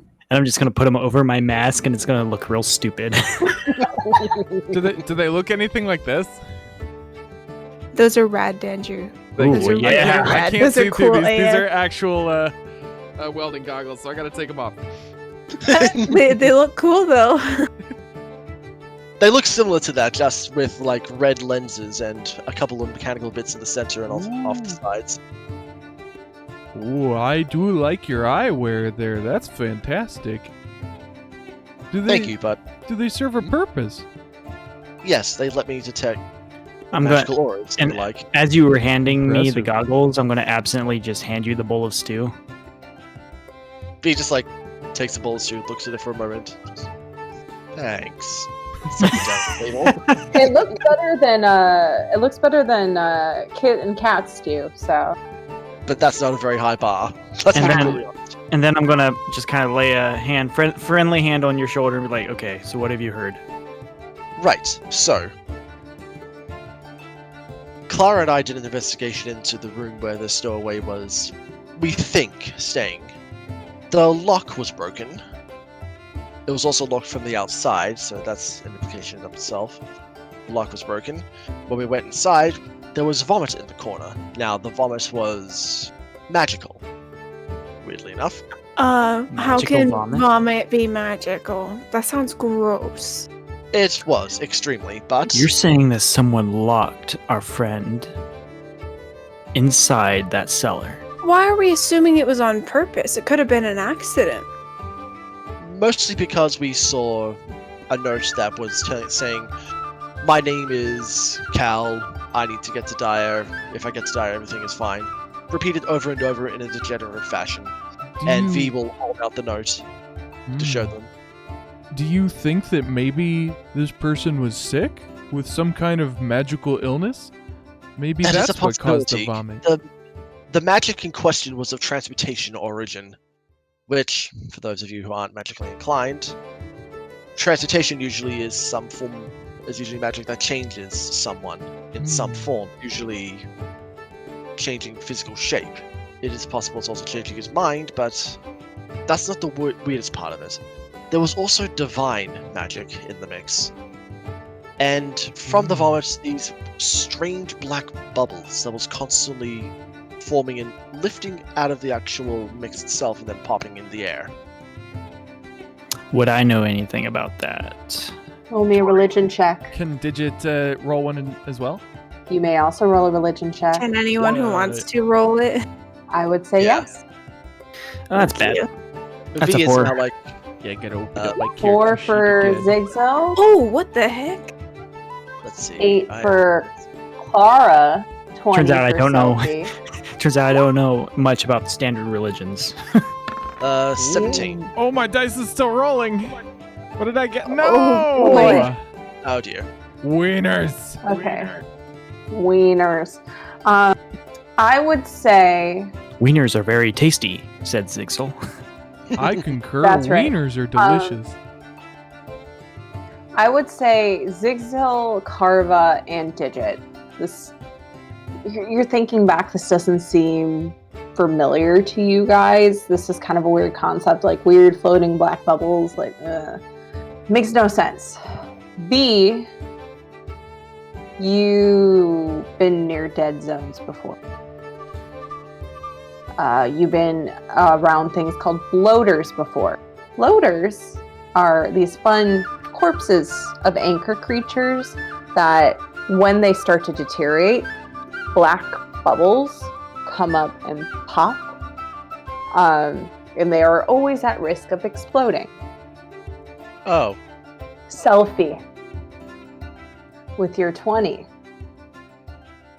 You, in your travels and in the panic, those first years of the Ascension, remember that there was rumors of floaters, except they were people who may have been infected, but they were just rumors. But that's what springs to mind from that. Okay, Sophie will share this with the group. Yeah, it's just it sounds bad.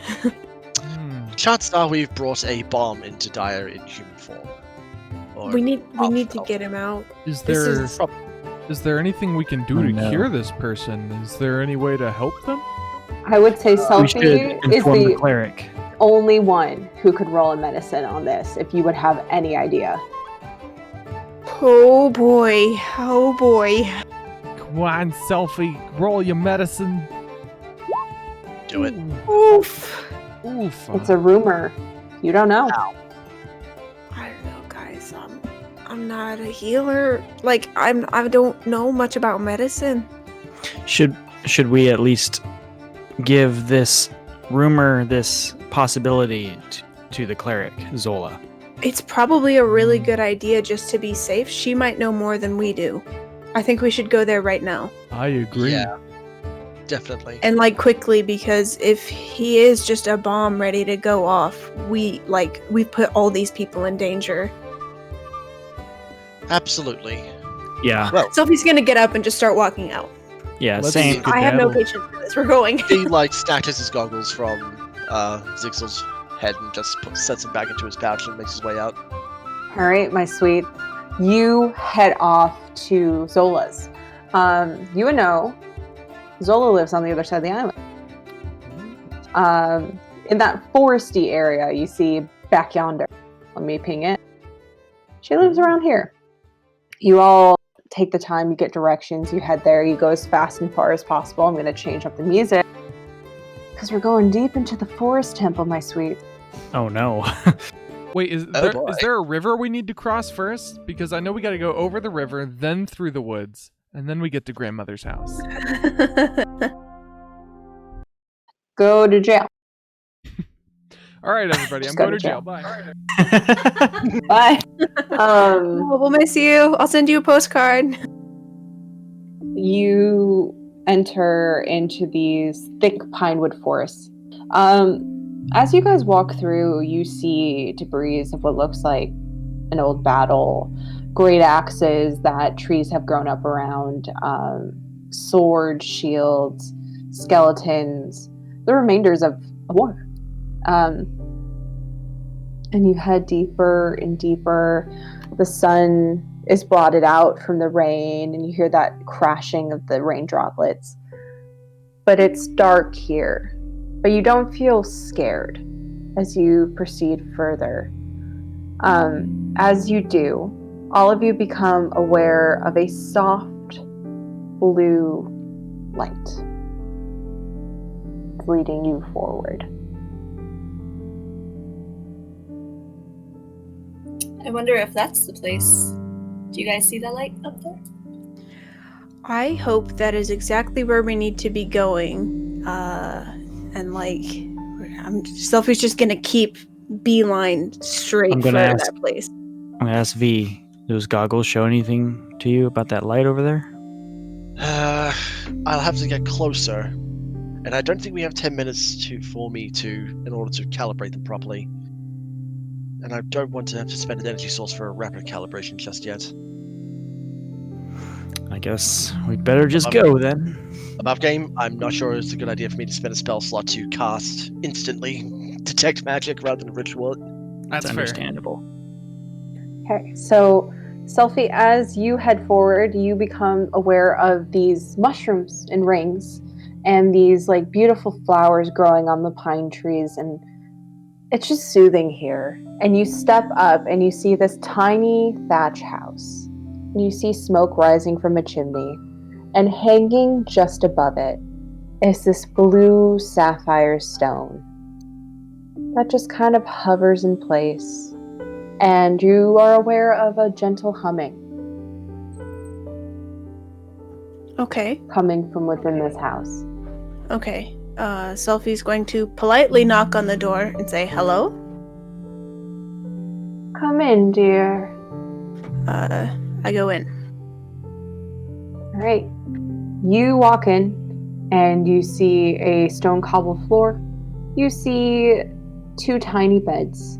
And you see a curtain that is drawn up above one of them. There is a fire going in the fireplace, and it's keeping the place warm, and it's dry. And there's a tiny table with a little bit of food on it, like a little hunk of cheese. And you see Zola hovering above one of the beds. She turns her head, her ear facing you. Oh, Selfie. How are you, dear? I'm fine. I'm feeling kind of bad, though. I think that we may have brought a bomb onto your island by accident. Oh, dear. This person we brought to you, maybe a bloater. I'm really sorry. I think we have to get him off the island as soon as possible just to protect your people. She kind of gives you this gentle smile, and you can see the lines form on her face. At this point, the rest of you all kind of come in. Oh, my dear, you've not doomed us all. And she kind of leans forward, and you see she's pouring something. You know, a bloater is only troublesome if it dies. Okay, good to know. I don't know a whole lot about medicine. I only heard rumors from back during the Ascension, so that's good to During know. the Great Panic. Yes. I remember that. Yeah, not fun. Is there anything we can do? I mean, obviously you've got the healing under control, I imagine. Yes, my dear. There is a very wonderful type of medicine that is grown naturally in these woods. But I am far too old. It is marijuana. I am far too old to head back into those deep parts of the woods. Okay. If your friends would retrieve it for me, I believe it will help your cow quite immensely. Yeah, I think I'll turn to everyone else and just kind of like nod and shrug. Like, I assume all of you are comfortable doing that. If it means we don't have a bomb in human form, then that works for me. Halfling Perfect. form. Yeah, that makes sense. Yeah. All right. I'm fair with that. So you guys agree to go forth deeper into these woods to go and retrieve special medicine. As you head out, I think this will be a great time to take a 10-minute break. What do you guys think? That sounds good. I was just going to ask Mhm. if we got a description of the plant so we all knew what it looked like. Yes, she would give you a description. She would say it has a green stem that is covered in thorns. It has like sort of purplish leaves, and at the top is a red sort of petal. Okay, good to know. All right. We're going to take a 10-minute break now, my sweets. When we come back, we're going to go on a good old-fashioned dungeon. Fuck yeah, Yeah. dungeon adventure! Let's kill! All right. See you guys at 10. Huh. Bye, love you, miss you.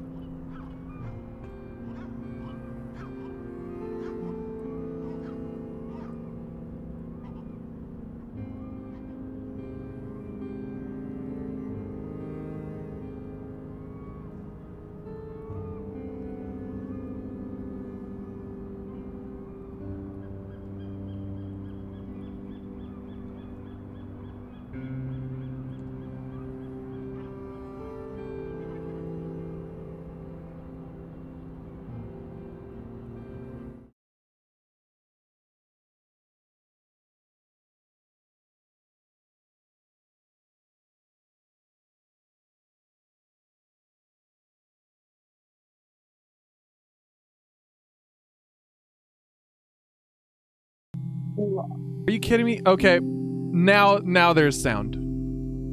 Now Ah! I'm back. Hello. I couldn't hear us. Can people hear me now? Gosh. It was a flawless transition. It was perfect. It's just these It's stupid beautiful. buttons.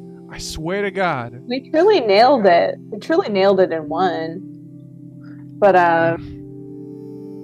welcome, my sweets. We are back, and you all need to find some flowers. So we are going to start with some fun. It's a fun skill check mini game. The purpose of this game is to try and gain 5 successes before you gain 5 failures. You all will get to use a skill in order to progress through this forest. You can shout out any skill you want to do, and we're going to start at the top of the order and work our way down. Once you use one skill, you cannot use it again. So I need you Okay, to think, cool. what would help in this situation? What would help my friends? All right? Okay. So, Okay. Cool. my sweets, we're going to start at the top of the order. Digit, you are standing at the outside of that touch. You had been given directions that the items in questions are further along in the forest. What would you like to use? What skill or what resource would you like to use to go a little bit further? Okay, hear me out. I think this is Digit's mindset in this moment. He's just been described what this plant looks like, what purpose the plant serves, and not much more beyond that. He wants to try and imagine himself as a happy little plant. If he was this plant, where would he live? Where would he try and blossom? What environments would be soothing to him and harmonious as a plant? And to that end, I want to try and insight what life as a plant would be like and where that would lead me to be. Okay, that's just buck wild enough that I gotta go with it. Roll me an insight check. That's so beautiful. I love it. It's so cute. That is a 16. With a 16, you would know to be a happy little plant, one needs sunlight, one needs water. And here it's pretty dense, but you see far off in the distance a tree, massive in size. And you think, if I were a plant, I would probably grow beneath the shade of that tree because there would probably be enough sunlight coming through kind of like the cracks of it for me to thrive.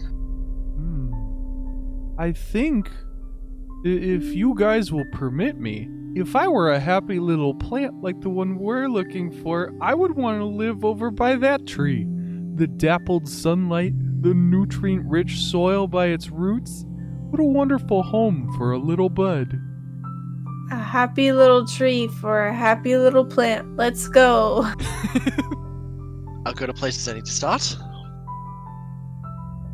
All right, next up in the order, V, what would you like to do?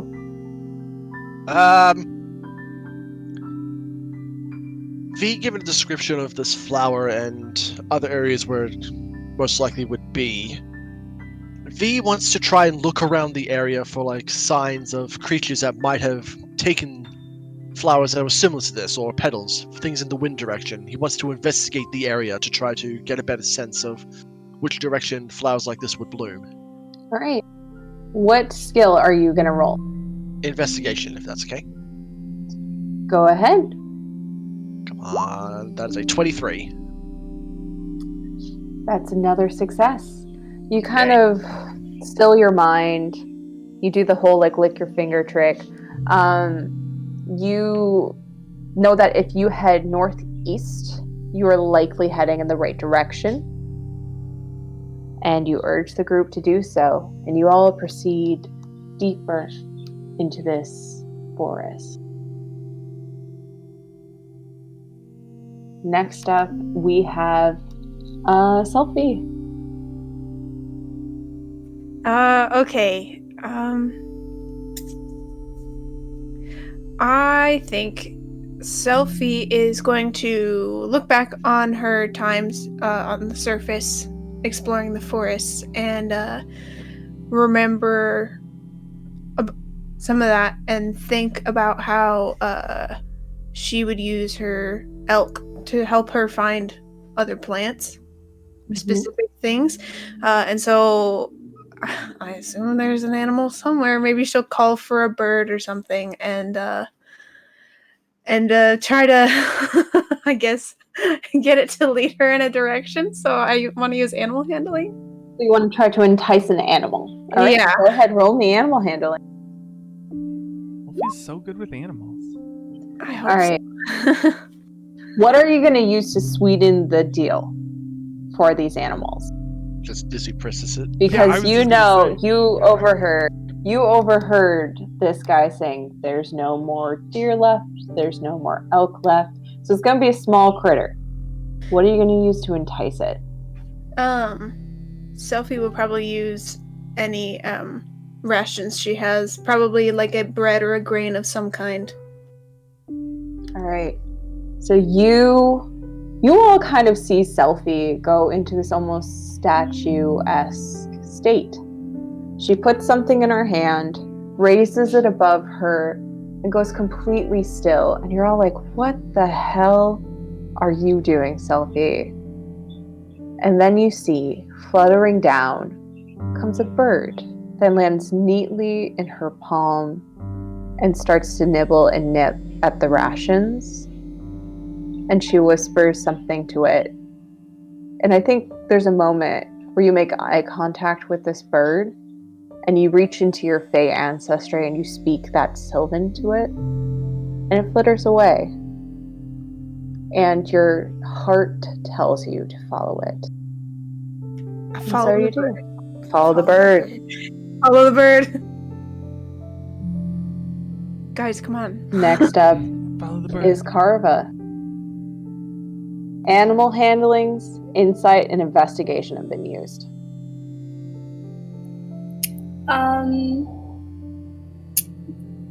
wanted to.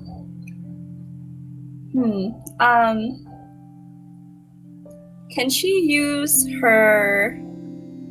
the skills she has with her hands and with,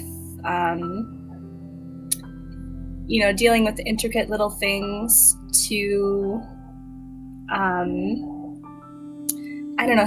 sweep the area and see if she can discern if there's any stems that have thorns on them, or... So do you want to roll like a nature check?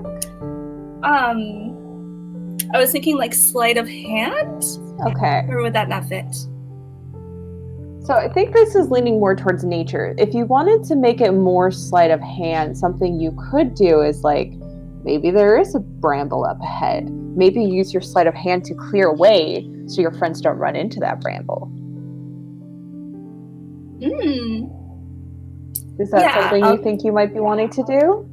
Yes, Carva would like to clear a path so it's easier to get to the area where the flower might be.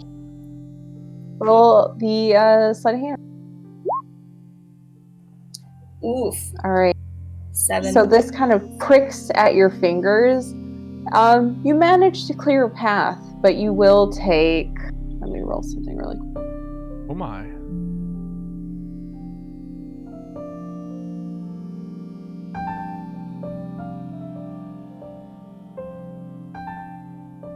Of course. Let me just take out my dice.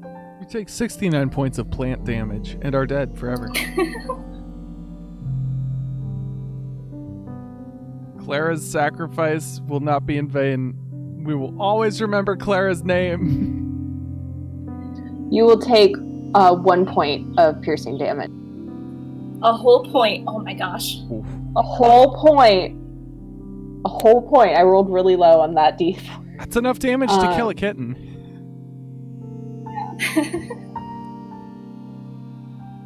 All right. Zigzal. All right.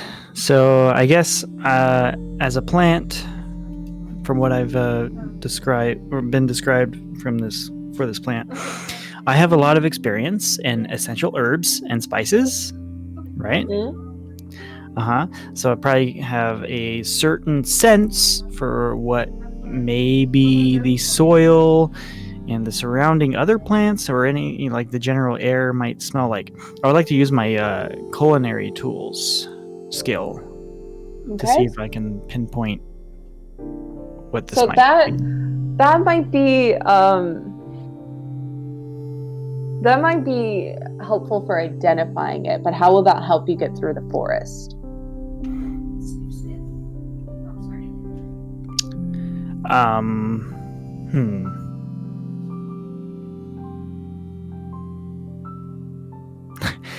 Just like sensing my way through the forest. I don't know.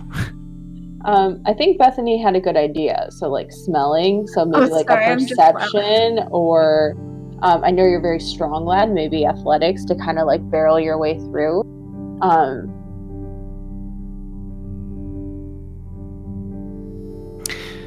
Yeah, I guess my athletic skill would be pretty good to use.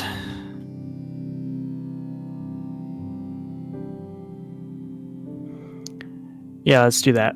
All right, roll me an athletics. Ooh. 24.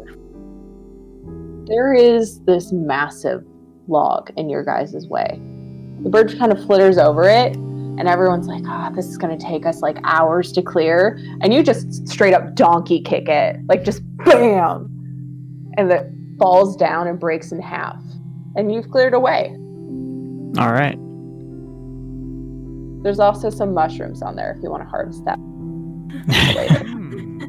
Sure. All right. That brings us back to the top of the order. Digit. 4 Did V get successes. Did V get to do anything? V already went. Oh. V already went. Oh yeah. All right. Let's see. What do we think here? What could Wait, how many successes have we got? We're on 4 right 4 now. successes. We're on 4. Okay. We're on 4 successes. I think Digit, like, seeing that we have to, like, kind of clear the way through these trees and how, like, there's all these, like, brambles and logs and basically all this detritus on the forest floor, he wants to try and get up high and, like, jump from tree to tree, like, see if that's a quicker way to make it through. So he's going to use his monk training to try and clamber up and deftly maneuver. So what are you trying to use your key point to like step the wind up there? I'm thinking acrobatics. Okay. Roll me an acrobatics.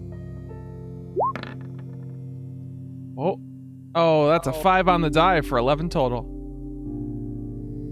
So you try to like climb your way up. And again, it's just like Carva. You guys are very skilled. You know what you're doing. You're both very like strong. There's something about this forest, like as you're climbing up, you come across a skeleton in a tree, and it's so sudden and shocking that you like push back, like out of just like, nope. Because if you suddenly see a skeleton, usually something's gone horribly wrong, and you should avoid that area. This place is creepy. So you land, and you take another 1 point. I hate this D4. D4's going to jail. A whole 1 point. All right. Next up is me. 4 and 2. All right. You said this forest feels weird, right? Feels really fucking weird.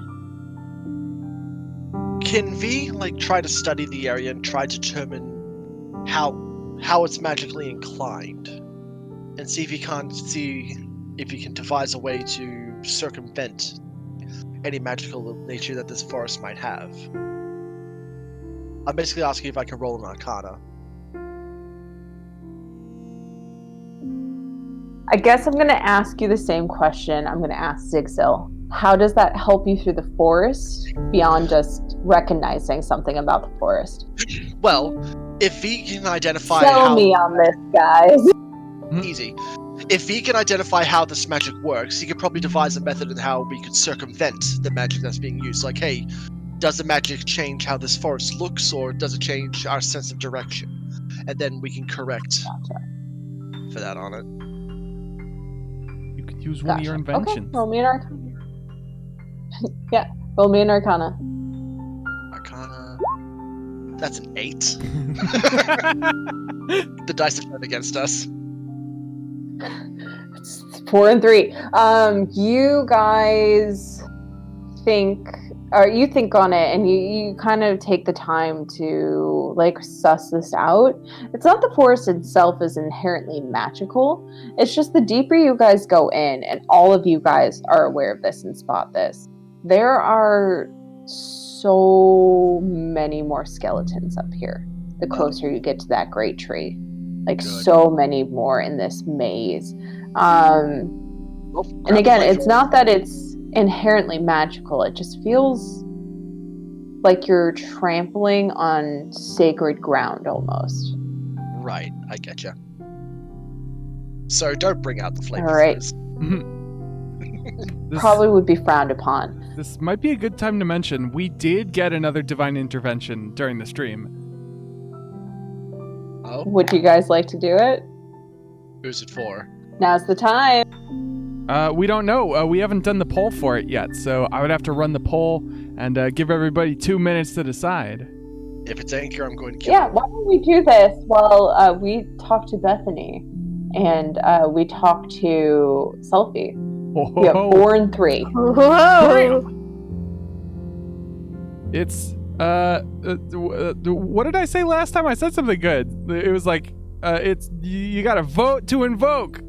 That was it. Vote to invoke. There you go. Vote to invoke. Do it.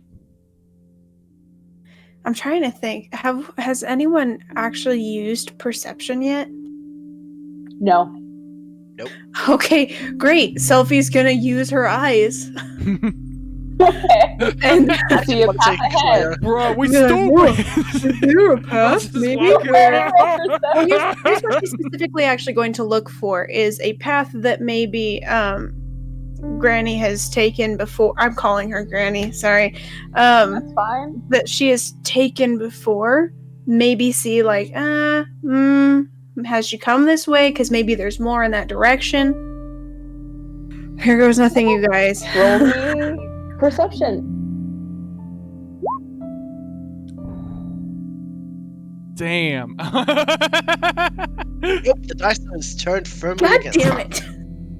There's so many skeletons here. Jesus Christ, A how lot did of she people make her way dying up in through? these woods? Oh, weird skeletons everywhere.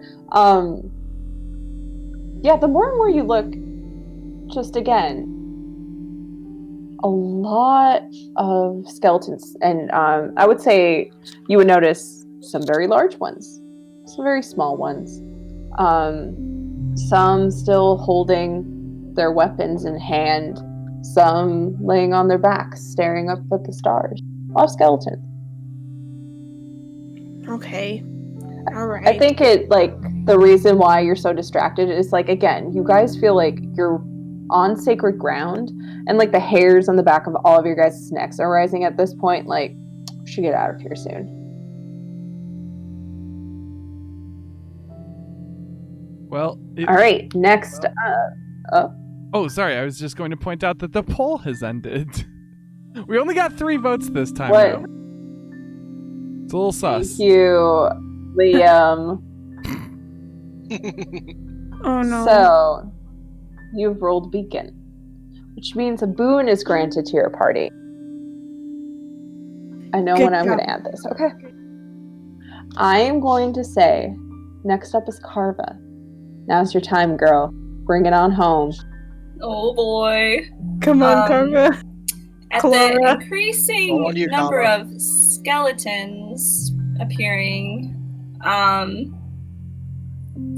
it not seeming super safe to go ahead, Carva's gonna try to quietly sneak up a little further and see what might be causing the skeletons. Yeah, stealth out of Quietly. path.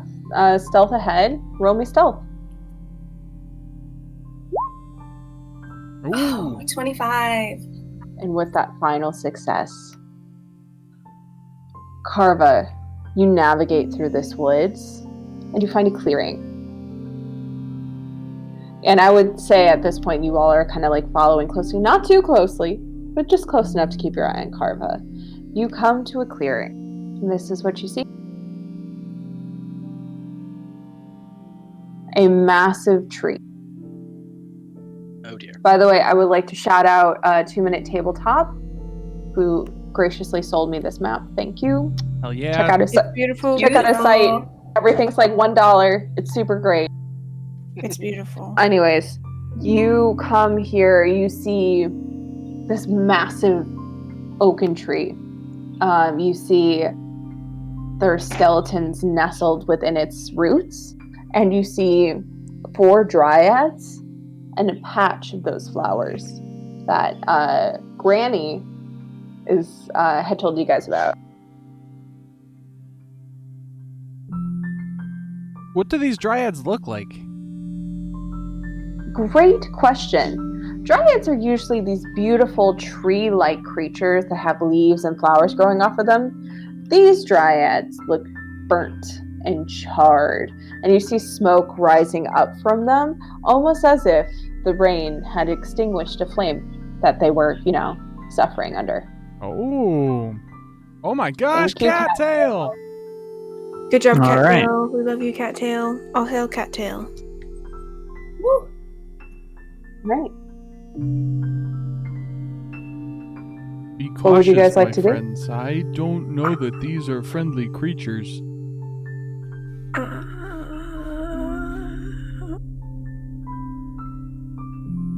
Yeah, I mean, yeah, probably not. I guess only one way to find out. Are you just gonna walk forward? I mean, we can try that. Try to talk to him. It's like, hey, those flowers over there. Can we have some of those? Before we go any further, I would like you guys to arrange yourselves in the order that you are kind of standing here. So it's combat then. It could be. We're gonna see about that, but not yet. You guys got a chance. I'm good right where I am. As long as I can be in touching range of a person, just one person, I'm good. Touching range. Okay, cool. You say like, hey, what's all these flowers about? You see one of these dryads turns, and you see like this golden ember burning from their eye sockets. I need to check something like super duper quick. Super duper whooper quick? Can't super duper whooper quick. I forgot if dryads could speak. Does anyone dumb speak as the heck. language of the forest? Ooh, okay. It kind of cocks its head, and you guys hear in fluent Elvish, "Why have you come to our woods?" For the record, V has no idea what's going on because he doesn't speak Elvish. I you're a imagine half-elf. Selfie does, though. Yes, I am a half elf and I don't speak Elvish. Okay, but Selfie does, right? I mean, I'm pretty sure I have that on here. Let me double check. I'm pretty sure. I will translate for V. Yeah, I'm sure one of us will translate. Am I the only one that here that doesn't speak Elvish? I think so. I do not speak Elvish. I Oh. do not. I will translate so in general. We'll just tell you guys with someone will tell you. I guess I will respond to them and I will say, We are trying to heal a friend. I see. And you see this dryad starts to approach you. As they do, something you guys notice is the way it's walking. It seems almost humanoid. And it kind of like everywhere it walks, you see like the freshest sprig of new plant life and growth. Is your friend very sick? Yes. We're trying to make sure we get some of those flowers to save his life. So you want our flowers? I don't know why I've dropped into this accent. I like it. It's nice. It's good. I don't think we need very many. Are these flowers sacred? Perhaps we could trade for them. Oh, you want to trade with us? What are you willing to trade, young man? We have potatoes. Potatoes don't interest me, but there are other things that do. What's something that interests you? We like memories, and we like names, and most of all, we like stories. I am a bard. I am a bard. I have all of these things. There you go. I have met many people in my many years. You want my name? Give us your name, or your memories, or your stories. Can I do a quick? And I want you all, all of you roll me an insight with advantage, Selfie, and I would say Zigzil and B as well. Zigzil, actually, you would roll yours at advantage. B, you're getting translated, so you would roll yours normal. 18 then? 21. Okay. 22. Mm-hmm. Fucking elves. All three of you are born from the Fae. A dryad is a Fae creature. You know inherently Fae creatures are tricksy. You know inherently Fae creatures like to take things that are not theirs and win them in like underhanded deals. You all know to give a creature your name means they get to be you. To give a person your story means that your past is no longer your own. To give a person your memories means that's their memory now. It's Spider Mackenzie all over again. Jesus, Spider Mackenzie. Spider Mackenzie. And this is why I hate dealing with the Fae. I would like to take point on this if that's okay, because I, just to my friends, got a lot of history from a lot of different people, so I think Selfie can come up with a fairly convincing thing, taking very small parts from many different people's pasts, because that's her whole thing, is learning about a great number of people. I love that. Do I have to actually describe this? Because I think I could do it, but like I'm drawing a blank just a little bit here. I think, what if you all work together right now to come up with a... Tell me a story, guys. A round robin story. Oh, do we each want to take like a sentence? Oh, okay. That sounds fun. All right, so what if we start with a person? I'm gonna pretend it's me, right? Okay, so I'll say, oh, I am this Sally Westbrook. Oh, Sally Westbrook, tell me a little bit about you. Zigzil, you're up. Go.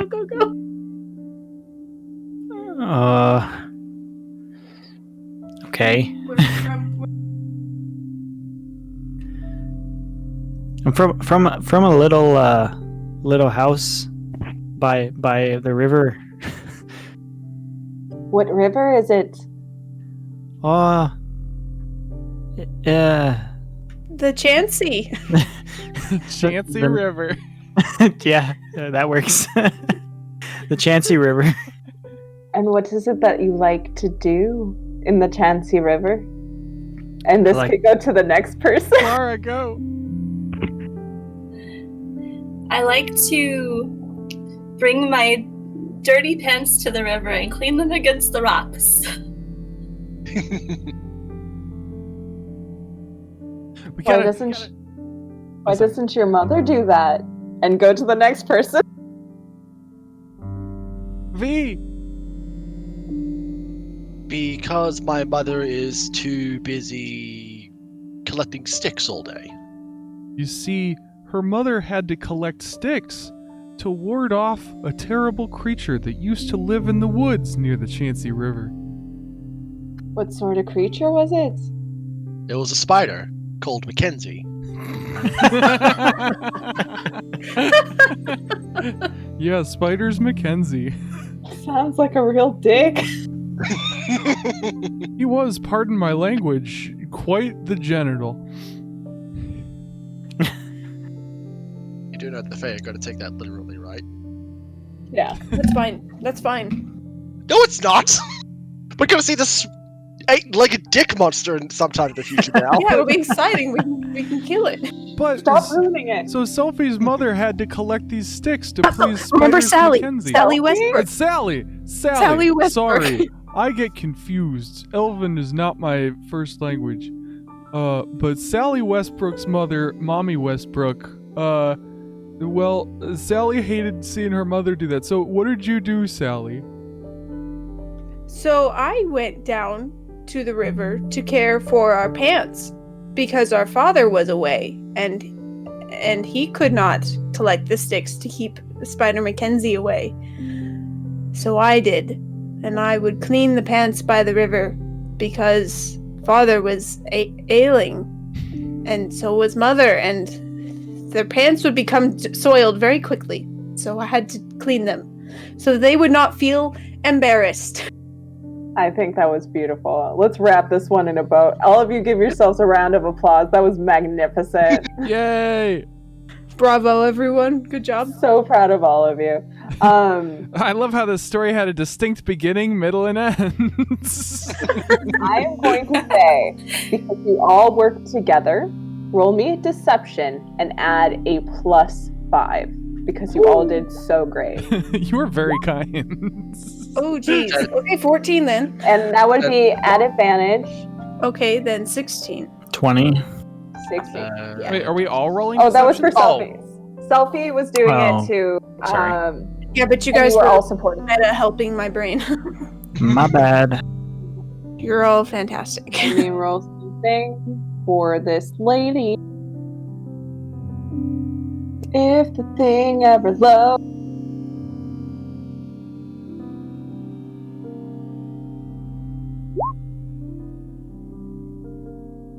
All right. She believes you. Hook, line, and sinker. You guys weave this spinning tale about Sally West, Westbrook. and this creature nods its head. Sally Westbrook. This creature nods its head, and when it does, all of those things you guys had said leave your mind. Wow. And this creature, who you know is Sally, extends her hand and allows you all to walk past. Thanks, Sally. I feel like I really know you as I walk by. And As I we feel walk like I past. really know you.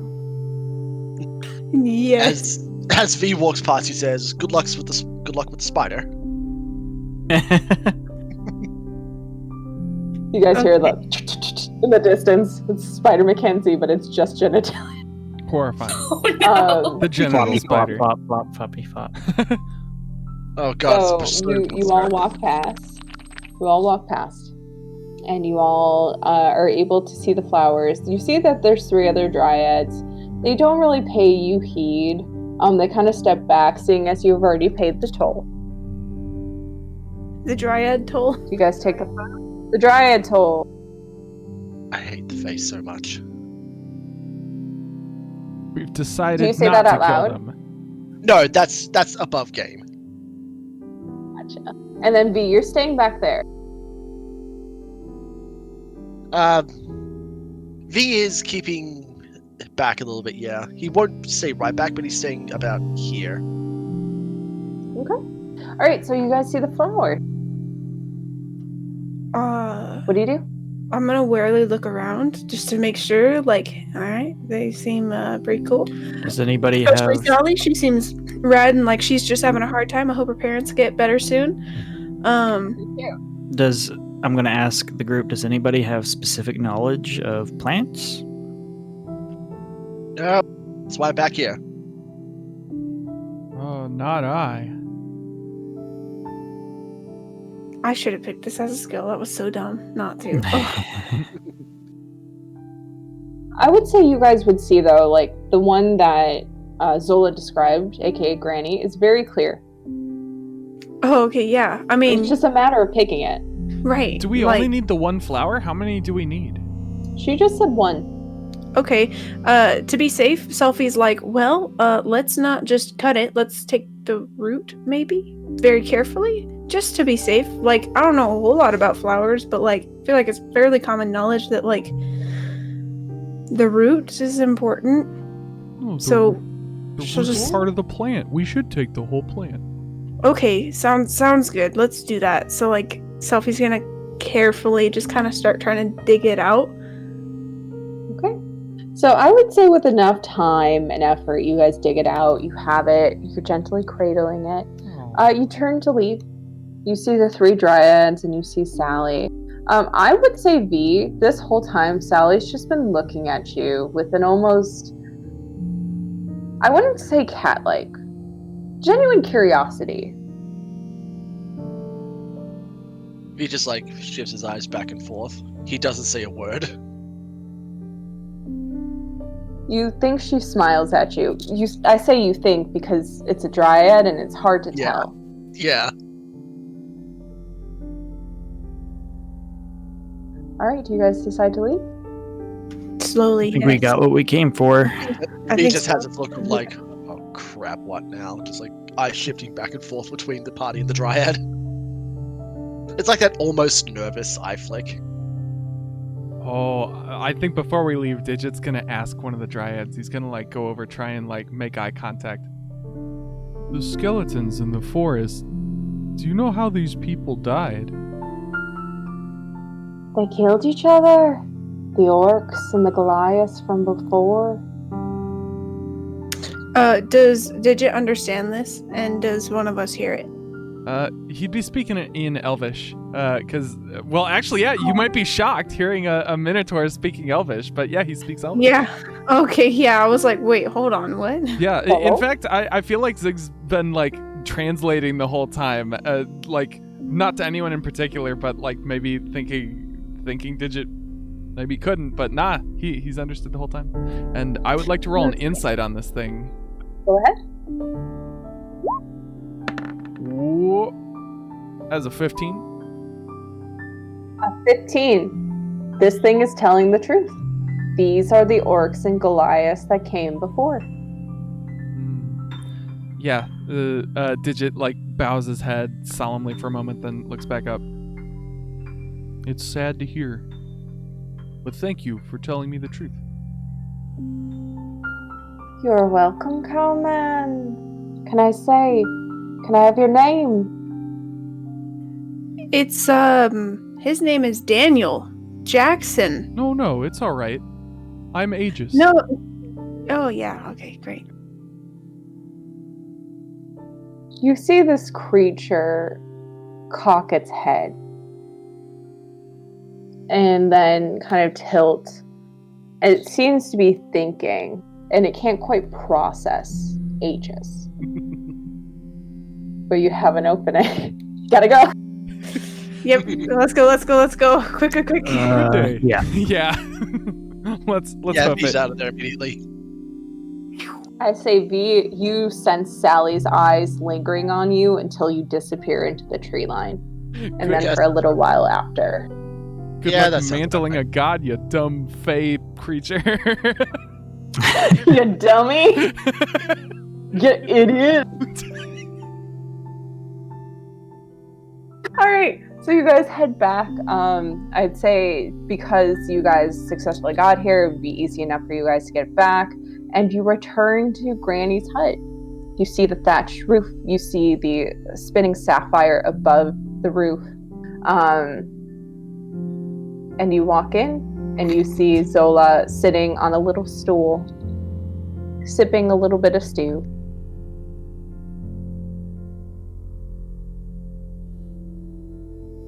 Well, I think we You're all back. Or Thank you. you She holds out her hand. V just like pauses for a moment and says, "You didn't mention there would be dryads." Dryads? Oh, you mean those lovely spirits down by the tree? They are kind, are they not? They were quite forthcoming. A little creepy, but they didn't hurt us. Yeah. Do you know to not give them your true name? Of course, dear. I just wanted to check. I like you a lot. You're very nice. Thank you, dear. And you see her head is down and she has her hand extended for the plant. I give her the whole entire plant. Cool. So I would say with that, she kind of does her thing. You guys watch as she kind of like brews this and then like mashes up the roots and creates this sort of salve. And she reveals the curtains.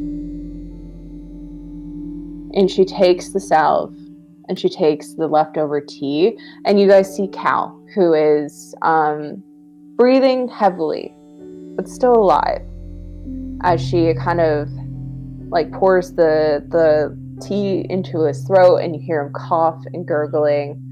And then she kind of turns him over, and in the back of his neck traces a line with the salve, with this almost medical precision. And you see the breathing slows, and that like wheezing stops, and he seems to just simmer down. Awesome. Okay, cool. Good. Wow, you're really good at that.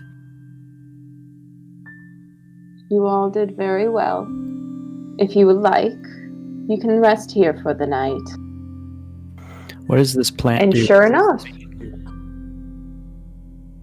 it is medicinal in its properties. It lowers the body temperature and it regulates the heart. Will this Weed. cure him? This will help him and his body gain enough strength to defeat whatever illness this is.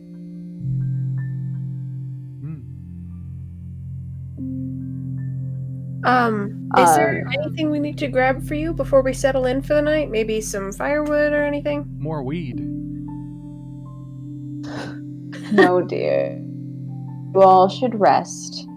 And she kind of points to a corner of her home, and you can see there's like a bunch of bedrolls there. You can stay by the fire. I will make you breakfast in the morning. Thank you. Oh. Sophie will just go over and start chilling by the fire. All right, we all sleep with the old lady. Hell yeah, she's Every so one of gross. us. I bet she has a lot of knowledge to share with us. A little herbalism and chill. So do you guys want to just all sleep through the night? Do you take watches? What's the deal, dude? I trust her, but I don't know if I trust Cal. Oh yeah, it probably is a good idea to take watches. Yeah. Does she have like a well or anything that I can get some water? I would say she would have like a natural spring well that you would be able to get some water with. All right, I'm gonna try to make some tea for the group. Oh, thank you. That's so sweet. What a good dude. Oh. Make a cooking tools check, just to see how delicious your tea is. And while you do that, why don't you all tell me the order of your watches tonight? It's a 16. You actually go ahead. No, you're okay. I started talking to the cat, my bad. Okay, you create this tea. You actually had harvested a few herbs from the forest on your way, and you create this this tea is earthy in its taste, but it kind of soothes the throat at the same time. You all feel refreshed drinking it. Nice. Nice. Thanks, Zig. This is Indeed, thank you. I think Very well done. Selfie will go ahead and try to take first watch so that she can hopefully get a nice long period of uninterrupted sleep since she values it very highly.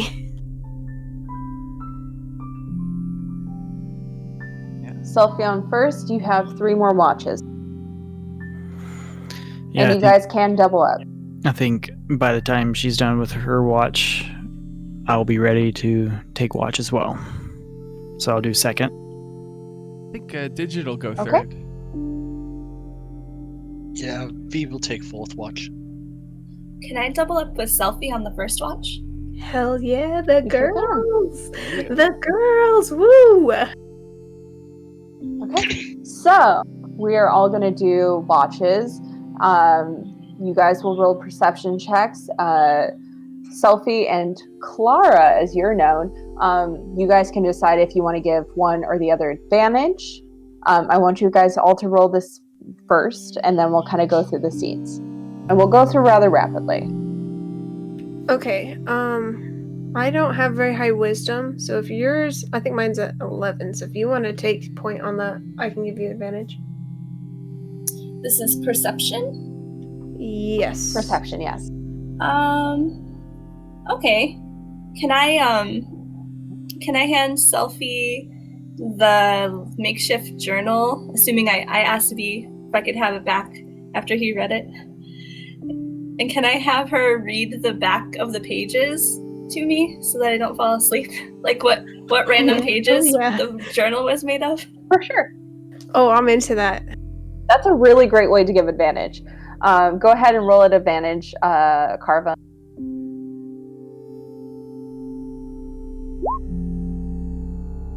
$14, okay. 14. And I want everyone else to roll their perceptions as well, and then we'll go through the scenes, okay? This is the first time you guys have taken watches. It's very Yeah. fun. 20? Ew, the girls staying up together. That's It's so very funny. nice. Oh, that's a 1 on the die for a 4. Oh boy. Oh dear. Oof. Cow is sleepy. Must be tired. Sleepy boy. Okay. Selfie and Carva, you guys kind of stay up awake through the night. I think you both kind of take turns sitting by Cal's bedside. It is kind of towards the end of your watch that you are sitting by his bedside, Selfie. And what's been bothering you, and like as you're reading these pages to Carva, I think you make this offhanded comment about the pages, and you're like, wow, it seems like whoever this is really loved the theater, that it clicks for you, Selfie. You remember a young, stable hand. You remember a young, stable hand that was very interested in you reading. That was his whole thing. Like every time you would be reading outside, you would just catch him kind of like staring and then looking away, till one day you had approached him and you started to read to him. Then you started to teach him letters and the sounds of letters. And suddenly he had this fascination with reading. And you used to sneak him the playwrights and bills from the theaters that you guys went to. And that's what he used to read. And his name was Kaladin. It is Kaladin. His name was Kaladin. And the last time you saw him was the day you left home. So I'm probably shocked to see him up here. You're shocked to see him up here. He's changed. He used to have this like really well-kept black hair. He used to be a lot sturdier looking. He didn't look this pale or pallor. His eyes, that's what threw you off. His eyes were not gold when you last met him. His eyes were a forest green. But it's him. Okay. Just an aged, worn out him. Big sad. Okay. I will probably share this with Clara. Just so that, I don't know, just another look thing to sad and keep us awake. You look sad and you stopped reading. What's up? And then I tell her, well, I remember who he is now. These are playwrights that I gave him when we were on the surface. I taught him to read. He was really interested. He really liked reading these. So it's just, we were forced to not, my parents didn't want to take many of our staff. I insisted that they should come, but they said that... Oh no, this was after the ascension. Oh, my bad. My bad. I taught him to read. There we go. So you knew him from before the ship. Do you know why he would have been on the ship, or why he would have been in this area wanting to go to Dyer? You know, I'm not sure. I'm not sure. It just, some of it, I can't put that together. I only knew him from before, so I can't imagine why he would be coming to Dyer of all places. And on a ship that you were on of all places. That's such a strange coincidence. Right, exactly. It's super weird. I don't know. Hopefully he can wake up and explain a little bit more, but I hope it's still him. I mean, I hope he's not a bloater. That would be really bad. I hope he gets to keep memories of where he's from. That's very important. I agree. All right. So, with that, you all... Sorry, you all kind of shift to your next one. Zigzal, you wake up. During the night, you listen to the pattering of the rain. You listen to the soft snoring of Zola. You listen to the labored but still hanging in their breathing of Kaladin. Your memories turn to when you were sick as a boy, and to that feeling of being scared and the soothing balm that one person could give to you to make yourself feel better. You feel almost guided as your hands tingle, and you think about the way that this person used to gently lay their hand upon your forehead. And no matter how bad you felt, they would lay their hand upon your forehead and they would hum that same song, and you would feel better. I guess I'll do the same. To Cal? Yep. Okay. You hum that familiar tune. It sounds different from you remember, but it's still the same one. And you lay your hand down. And do you spend 5 or more points of healing of your lay on hands? Yeah, I'll do that. Okay. You do that. And this is what happens. This Kaladin bolts straight up, vomits this black of bile onto the bed. You see the sweat, the fever leaving him as he falls back down and falls back asleep, breathing normal, body calm and still. You've cured him. Oh, whoa. Whoa! 5 points of healing cures any disease. Lay on hands. Hell yeah, baby! But All right. there's this black bile here. And there's like these little black bubbles from this ball. It's just on the bed. It's like on a sheet It's or just something. on the bed, on the sheet. I mean, I'm probably just gonna want to get rid of the fucking sheet. Heard that, right? That's probably bad. It's Sounds rad. bad. Yeah. That Yeah. stain's never gonna come out. Okay, how do you Should- get rid of it? Eat it. I'm just gonna be like, I'm just gonna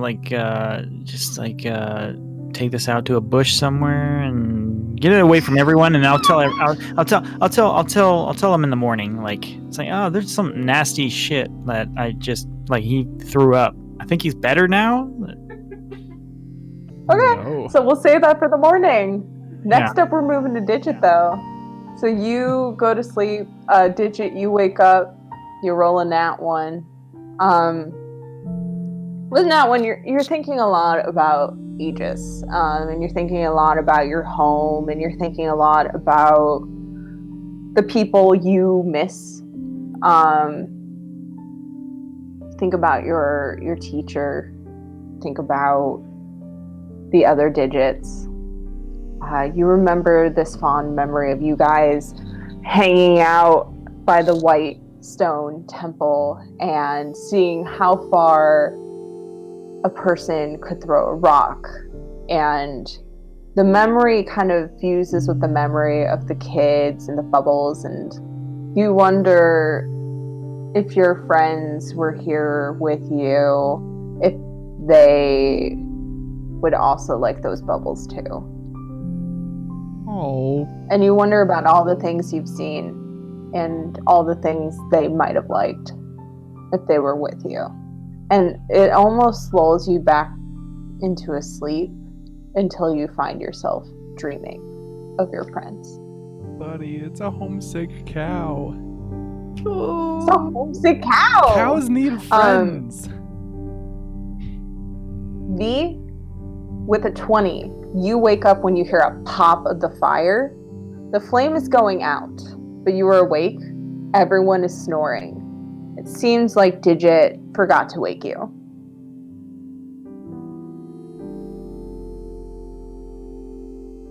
V, V, you're muted.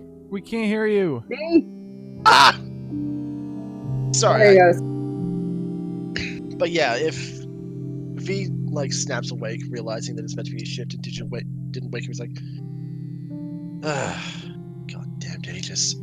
He stands up, just does himself off, and where is Digit right now anyway? Is he asleep on the ground or somewhere? He's asleep. Go ahead. Oh, I was gonna say he's probably asleep, sitting up. He probably fell asleep, arms crossed on a bench or something, just head down. Because of the mask, you can't even tell his eyes are closed. Yeah.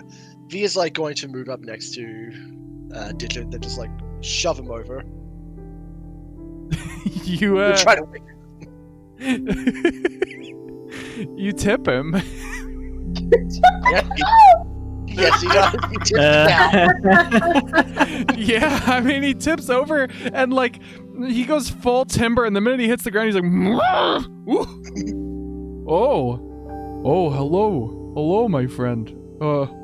I think I fell asleep. You did indeed. You should probably go to bed. It's my turn for the watch anyway. Oh, that is fair. Thank you for letting me know. I apologize for the inconvenience. And he kind of claps you on the shoulder.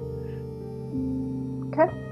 And he just doesn't say anything else. You all feel like maybe in that moment that V woke up, that the beacon's light was upon you. Oh. Hey. Oh my gosh, that was Beacon helping us out. Yay! Woo! V Wow! Wow! with a 20. Mhm. You know the sun will be up soon, and the rain continues to fall. You are cautious. Being surrounded by people is not your forte, and it doesn't make you quite comfortable. The fact that you were able to sleep at all, kind of a miracle as far as you're concerned. You hear voices in the dark before the dawn. And we are gonna switch up this music, my sweet children. My sweet baby. Oh my. You hear voices.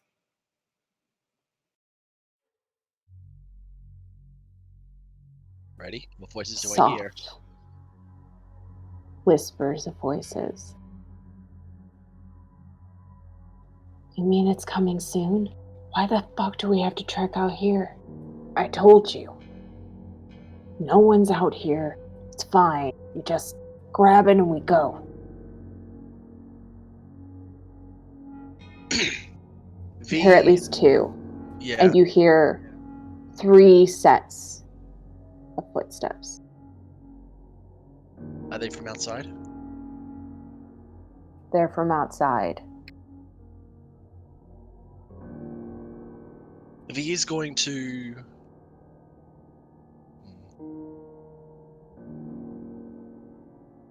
What do you do? What do we do? What do we do? He would go to Clara, just pat her lightly on the shoulder, and as she like wakes up, he has like his finger over his lips to be like, "Shush, voices outside. Come on, quietly." And he's going to try and sneak closer to the window to get a look outside, see where the voices are coming from. At this point, the fire inside is dying, which is good, because the light that escapes the window is so small that it's likely whomever is outside cannot see you. You see 3 different people in the darkness, very faintly, both of you with your dark vision. A tall, muscular-looking body, a tall, slender body, and a short, scrawny body, standing at the clearing, whispering to one another.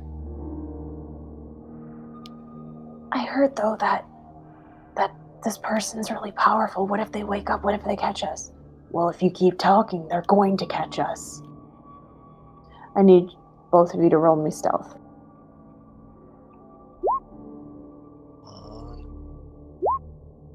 You can do so at advantage because it is super dark in there. Oh, thank God. 23 then. Good 20.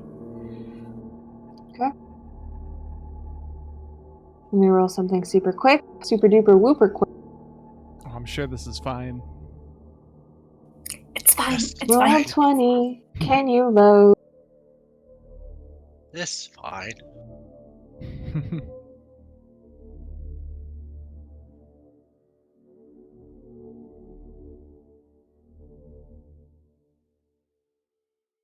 For the record, I woke up Clara instead of Zigzil because Zigzil is wearing heavy armor, I think.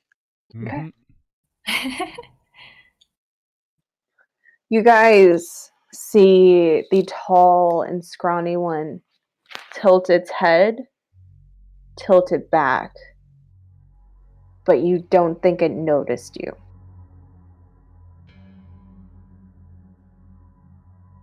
What do you guys do? Sorry, I need to clear my throat. They're quite a ways away from the house right now. They're about 20 feet away. Do they look armed? Based on the light glowing off of that sapphire that still hovers above this thatch hut, heavily.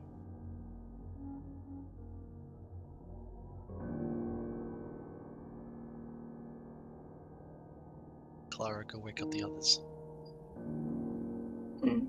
She'll nod silently and go back in to wake him up. V at this point is reaching towards his coat, but keeping an eye out at the front.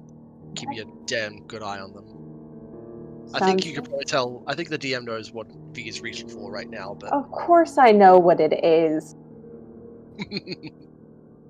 Yeah, nasties. Is it a potato cannon? It's a potato cannon. Yes. Potatoes. Clara, who do you wake up first?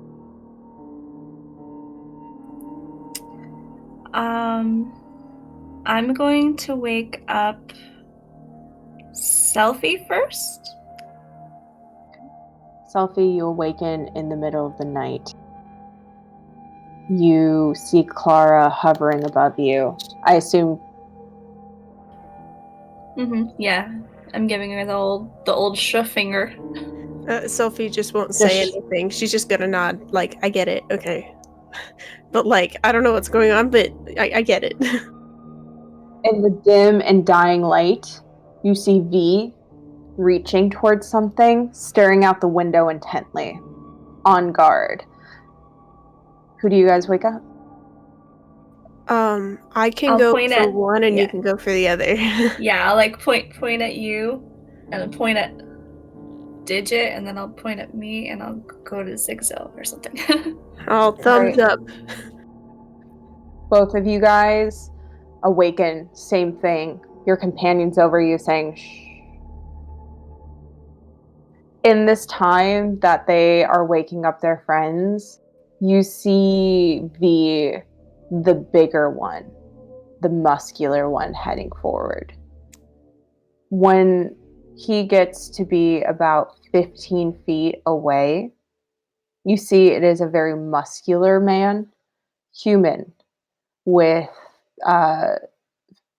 this 5 o'clock shadow, these black slitted eyes. He is carrying a shit ton of weapons. And he's wearing a red bandana. does V know what that signifies? Roll me history.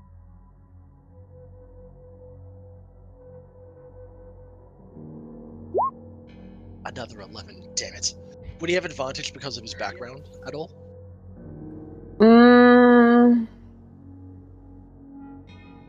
I'll give it to you. You would know. You would know with a 16.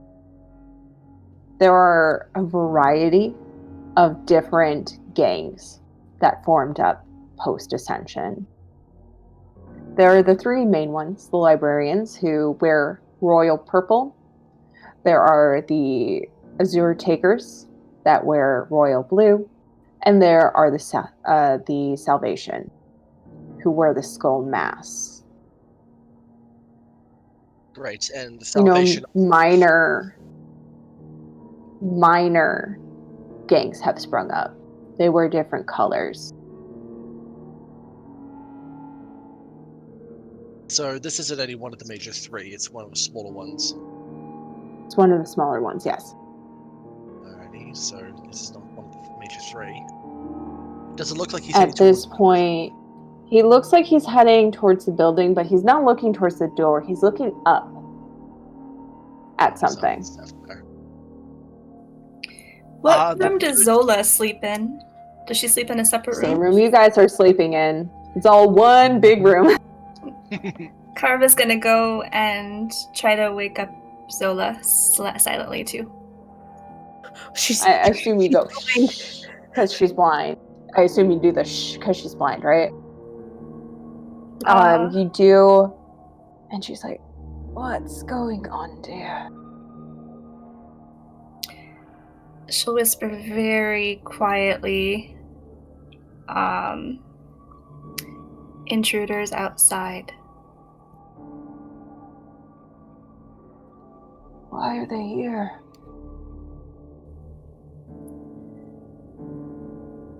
Not sure yet. We need to be quiet. She nods her head, and you see her reaching towards her staff, which is propped up against the the wall as she slowly tries to get herself to stand. I imagine at this point you all join B. Yes. Can Yep. Can Sophie make an insight to see if she, or history to see if she knows who they are? Roll me history.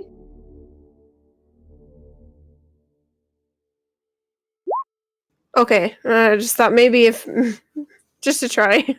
I think If enough people roll, I think I would as well. you can roll yours at normal. Or actually, no, yours would be advantage too. 17. You've been around. You've dealt with folks like this before. These are called the Seven have. Swords. Oh. Okay. The Seven Swords it's a smaller group. It's not minuscule. Smaller group. Mercenaries mostly. They're known for their brutality and their willingness to take any job as long as it pays. I would share this with the group, and I would also share with the group that in my past, I have dissuaded people from coming into conflict with me by simply sharing the symbol on my arm. It discourages some people from messing with me. Would it work on them? If it's just a small mercenary band, it might. Would you like to roll insight? Sure. Do it. Damn it. Oh, Jesus.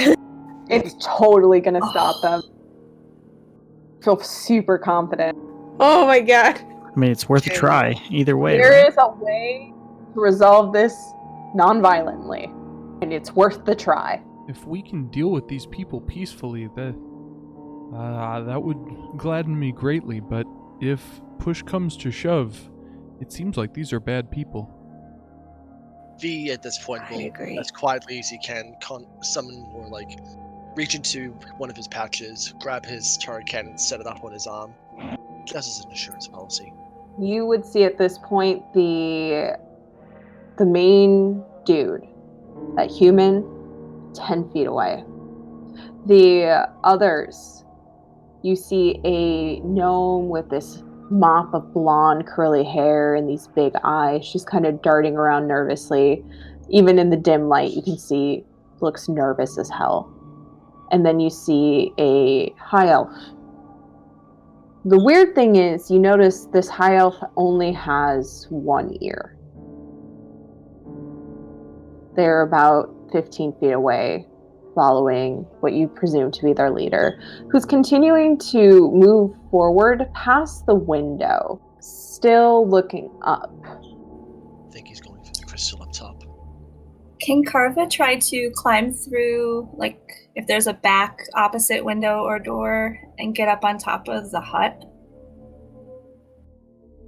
I think that would be super cool. Would anyone like to help or join Carva? I think. V. Oh, sorry. Oh, sorry. Is Carva motioning to the rest of the group that she's going to do this thing? Yeah, she'll try to. She knows you guys still know Thieves' Camp, but she'll try to do some me pointing at me up quietly. Yeah. I If it love looks that. like you're trying to, do something acrobatic like that, I think Digit kind of understands what you want and is in a unique position to help you. So he's gonna try and give you a boost up. All right. Do acrobatics at advantage. 16. 16. You nimbly climb onto the roof. It is made of thatch, so you make sure to very systematically put your weight down, so you're not dropping your entire weight. You're not standing on it. You're belly crawling, and you're getting closer to the sapphire. Of course, it had to be you, Carva. You feel when you look up at it, it's a teardrop sapphire, and it looks like there's almost something moving inside, and you feel something resonating inside of you when you're close to this thing. Does it feel like a good resonance or a bad resonance? If there is Almost such a like thing. feedback in a way. Wow. Almost like feedback. I didn't want But to interrupt. not entirely in a bad way. Just in a sort of way. I didn't want to interrupt, but I wanted V to go up to the roof as well with Kava. Right? Does anyone want to help V out? Well, if Digit's already in position, can I help? Can I do that as well? Yeah. V roll an acrobatics at advantage. Thank you. 21. Nice. Perfect. Sorry, I didn't want to Same interrupt. thing. But Also, Liam, Same thing. you're a little quiet on my end. that's because I'm like whispering. Okay. He's really getting into it, you guys. He's nervous. I didn't want to Really interrupt. quiet. All right. So V, you get up onto the roof. You're kind of laying there. You both can see quite clearly now. There's an elf with silvery hair that looks like half their face was blown to shit. There's a gnome with a mop of blonde hair who looks heavily armed, and there is a human who looks extremely armed. All of them are wearing red. Ground crew. It's really funny that you guys split up into the same teams. Yeah. Oh, yeah, we did, didn't we? Whoops. Yeah. Ground crew. You can see them creeping. At this point, you all kind of see Zola shakily like standing up with her old bones. She seems to be listening as you guys are kind of listening. What's the plan, gang? These people are getting close to the house. Looks like they're about to climb. Zigzil, did you want to try and talk to them? I suppose I can be the front man here. If those two are up top, hidden, we should have a unique advantage. If things go bad, yeah, I'm gonna go out and present myself, and basically, I'm gonna say, "Hey, what are you guys doing here? You don't belong here." All right, let's play this scene out. Do you want to go on a journey with me, David? Sure. All right, so how do you approach these guys in the dark of the night? Okay, so first of all, if I were to, okay, so Oh boy. Clara and V are above us, right? Yes. Now they're like in an attic or something, or where are they at? They They're are on the top of the roof. Okay, if I were to just light up a torch, would they be hidden? Still, or likely- Satch. Just kidding. no, not inside. If I Likely walk what out, would happen is their eyes would be drawn to the light. I think that's a really smart idea. Like, Okay. yeah, I would look towards the light of something, especially if I'm trying to sneak to do something. Like, oh, fuck, what's that? Yeah, I think so it's a for- smart idea. I love it. if I'm presenting myself, I want to like maybe a little bit surprise them with the torch. It's like, hey, draw attention to me and me alone, and just be like, hey. So okay, so Hey. I'm going. I'm Can going I to. assist How would you assist? Bane? I can use it on up to 3 creatures. You're going to cast a spell on them? I think so. I think Okay. can I wait a little bit into the conversation to try it? I guess. Sure can if you like to.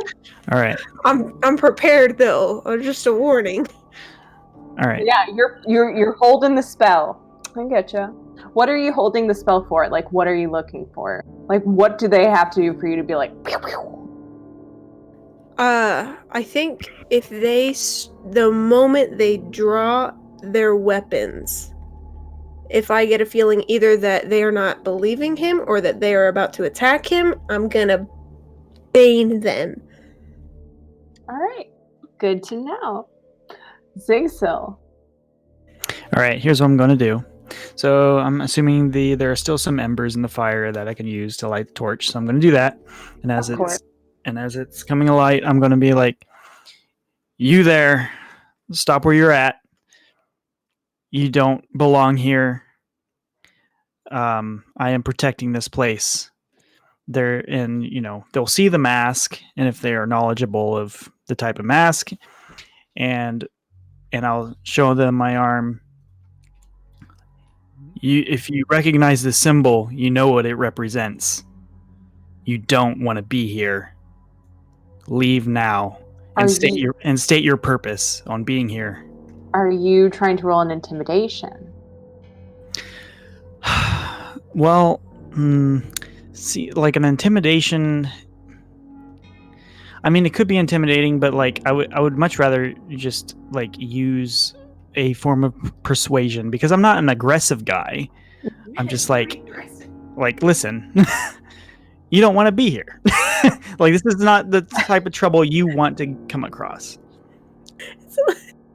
Are you trying to level with these guys, like scare them? Less scare them straight and more like, hey guys, for real, just please. We're all trying to dance around. You know what? I'll give this to you as persuasion, because all of us are like, okay, that's funny. The way you say it is so intense, David. Yeah. That's why everyone's I'm like, not it's mad, intimidating. I'm just super disappointed in you. Why? This is Zigzil trying to be nice. Oh boy. Roll me persuasion. That's a nat Oh 20. my god. Oh, nice. Oh, you would really. Yeah, I would. Nice. Good job. Wow. So, There we you go. say this. The first set of eyes to make eye contact with yours is the elf. Those black eyes are facing you and you alone. You see the gnome looks extremely anxious, and you see the human looking at you, kind of sizing you over. It seems like at the very least you have their attention, and it doesn't seem like they're outwardly hostile towards you. The gnome kind of like squeaks a little bit, but like muffles himself by like shoving his hand in his mouth as the human goes, you making a lot of demands for a man alone here in the woods. What brings you out here, friend? I asked you first. This is how friendships start. Oh boy. Oh boy. We're on a job. What about you, man? I'm also on a job.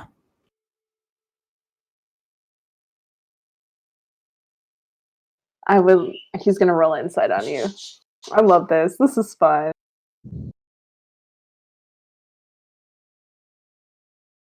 Just two dudes meeting up in the woods.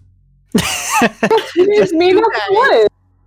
Two dudes. Yeah. 10 cents. 5 feet 10 apart. cents. Granted, okay. Anyways, if they don't, high five, I've done my job wrong.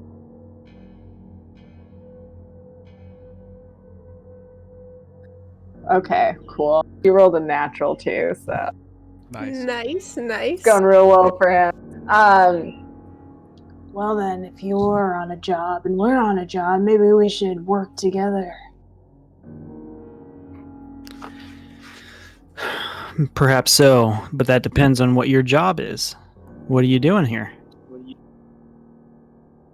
I mean, and he's gonna look at your cloak. Isn't it the same of what you're doing here?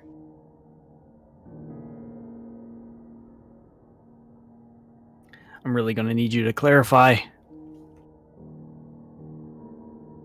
We have to go and get the stones. That's why you all sent us out here, isn't it? He's still looking at your cloak as you say this, like, aren't you aware of, sir? Even without rolling an insight, this guy seems like you're obviously in with the plan. What the fuck? Oh, see, okay, so the problem is I don't have a deceptive bone in my body. So,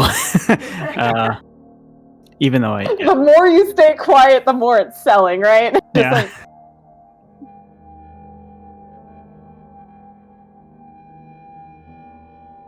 Gosh, you could die.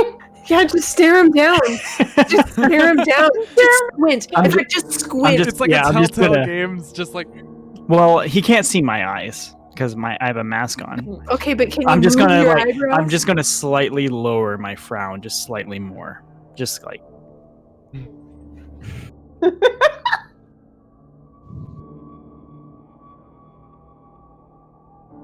I think the gnome at this point is totally sold by your performance. The human is getting sold. The elf's gonna make one last insight.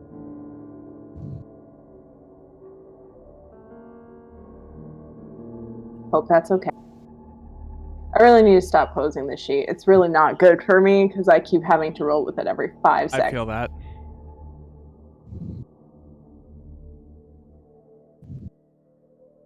Roll 20. Screw it, I'm just gonna roll with my dice. What we need is roll 40, which is twice as good as roll 20. Yes. Okay. The elf is still staring at you.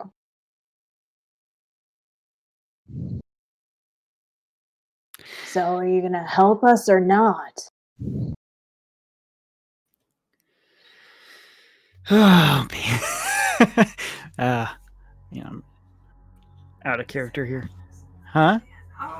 I was gonna say, like, he should just send him off in a different direction, but he can't lie yeah. either, so. Yeah. They just said You stones, got though. this, Ziggy. They You didn't got say this. what kind of stones. I don't really trust you.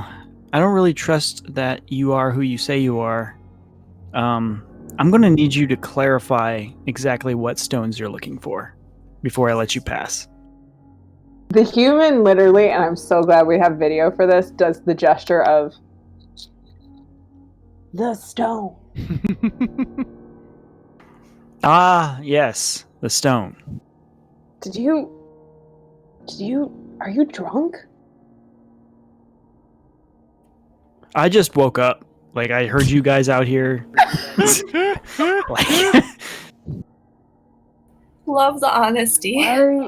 Why are you sleeping here? Don't you know who lives here? Can Selfie try to send a message to Zig at this point? Roll me a stealth when you do, so it's not like a hey Zig, like a Yeah, yeah. roll me stealth. Okay, sweet. You get really good. Hey Zig. Okay. I forgot what I was gonna tell him. Crap, hold on. I'm gonna tell him, just say, convince them that this was a test and that they need to go back. Do it, or we're all dead.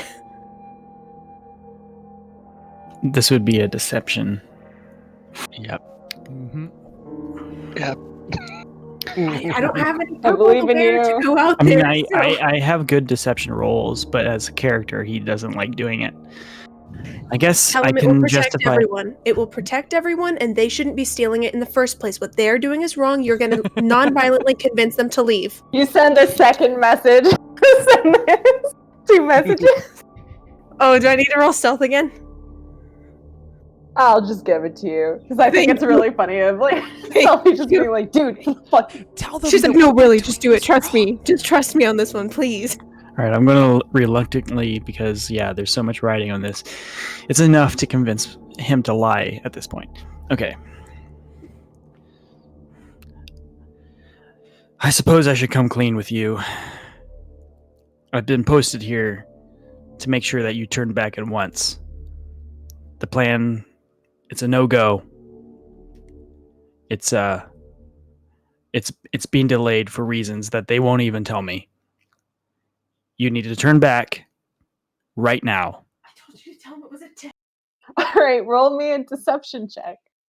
Sophie's gonna just shake her head because she specifically said this is a test, and Well, to that tell was them it's bad. a test Well, a lot. to It was a test very their loyalty or lot of something. information in a very short period of time. Oh, that's a good point. But oh High my pressure god, situation. Yeah, I think it's good. Fucking, why do I close this thing? I don't know. I don't think a 10's enough, but that's what I rolled. I'm gonna roll. So the gnome is convinced by you. You, with your nat 20, that gnome will believe anything you fucking say. I am going to roll for the human, and I'm going to roll for the elf. Okay. First one was the human. Okay. I have some questions for you, Tori. Him Yeah. recognizing my cloak, what does that signify? Remember, there are the 3 different main gangs. One of them is Royal Purple. Oh, just the purple cloak. Yeah, okay. Mhm. So he thinks I'm a part of him. Okay. It was the librarians. Dude, you remind mentioned. me to send Right. you a message after this game. Yeah, the librarians. Right. Okay. Yeah, I get it. Oh, wait, hold up. Okay. Fuck. Oh damn, you're gonna have to Focus, focus, guys. We're in a scene. Okay. The man is like, yeah, that fuck, shit. Okay, yeah. Are we still getting paid though? We were promised like a lot of gold. These are a follow-up to your previous orders. If you follow them, you will get paid. All right, sick. You see the human looks fairly convinced. The gnome, just literally like doing anything not to be looked at by you. The elf's eyes move back to the stone.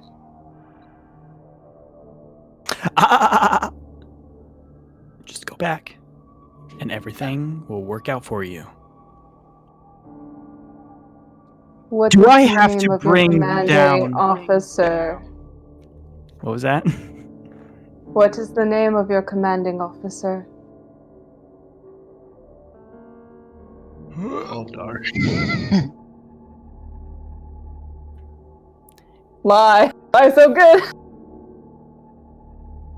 Would any of us know in the room?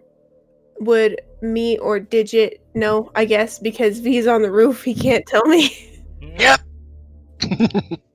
Know the name of a commanding officer in the librarians? Yeah, would any of us know? Okay. Would you I- guys know? Would I know? I don't know. Would I know Dewey because I am Decimal. well traveled? I might actually know this if I make a roll. Actually, Zigzil, you know someone in the librarian. Oh yeah, you're right. You were the best person to come out here. Yeah, that's right. Okay. The question is, are you going to drop it? You can Oh, drop it like shit. hot. Do it, man. Do it, Oh, please. If you actually know a librarian, this is huge. This will help. Quote unquote, yeah. I don't know if I want to. David! Okay, I guess I have to. Do you have to? Or you could lie. But that That lore would drop's also gonna be so super sweet. fun. Oh, but the name drop, come on. Okay.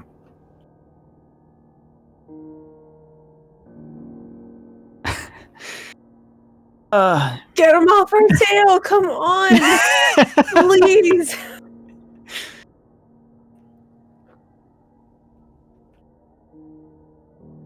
I'm gonna send you a message real quick, Tori. Sure can. Oh my god! The tension. I'm having a great time. I don't know about you guys. Remember? Let him This make is a fun. decision based on what his character would do. Exactly. This is equally great and frustrating. Oh my god. You're at the precipice of something. We'll either learn something or piss off a heavily armed group. Either way, fun times! I think you guys are going to have a great time no matter what. I mean, you're probably right. Also, you all have very fun, super great lore. Mhm. This is true. Oh, also, I forgot to mention to everyone else, we changed the name of one of the seasons, from Midwinter to Deep Winter, just so you know. Yep. A calendar update for all of you Calendar Skyheart calendar update. aficionados. You thought that you were going to have a fun midwinter? Well, now you're going to have a fun deep winter. Which is not so fun and super horrible. Your crops will wither and your family might not make it. But it's okay, because food. If you live in Fringe, there's If you abundant live food. in Fringe, yeah, there's an abundance in As Deep long as Winter. you take the meat and don't question it. Don't question it, you know? Don't question the meat in Fringe. Just Sweeney taught it, you know? Seems a damn right shame. This What is an awful delicious. waste. What is this, pork? Guys, David is Sure. going through Okay. a whole gambit of right. emotions right now. Jesus. I'll say to them, my commanding officer goes by many names. You might know him as Hoyd. Gonna roll history checks on all of them. I'm going to roll them at disadvantage. The goal for these history checks is I want them to get lower numbers. Does that sound good? Ruby. Because that's what I like. Updating my notes real quick. All right. All right. The highest that one rolled was 8, which means they all know who Hoyd is. I think the gnome kind of stands at attention, like, oh, fuck. The human's like, oh, well, anyways, we will definitely follow our orders, right? And he grabs at the elf, kind of tugging. The elf is looking back at you. No longer at the stone. Their stoned face kind of impartial, mask-like almost. With the human's insistence, they get drawn away. I would say V, Clara, you have a clear shot at them. I mean, if they're moving away from the property and not acting hostile, V's not going to shoot them. There's no reason to. Gotcha. It's like, oh, their backs are turned. Stay with you. Bang! Got one! Yeah, Clara's not gonna make a move if they seem to be walking away. Yeah, if these guys aren't aggressing us. Yeah, what's the point? Mhm. All right, so with that, we are going to end our session here. I have so many questions Ah. for Zig. Oh, man. Why the fuck do you know a librarian, bro? Bro.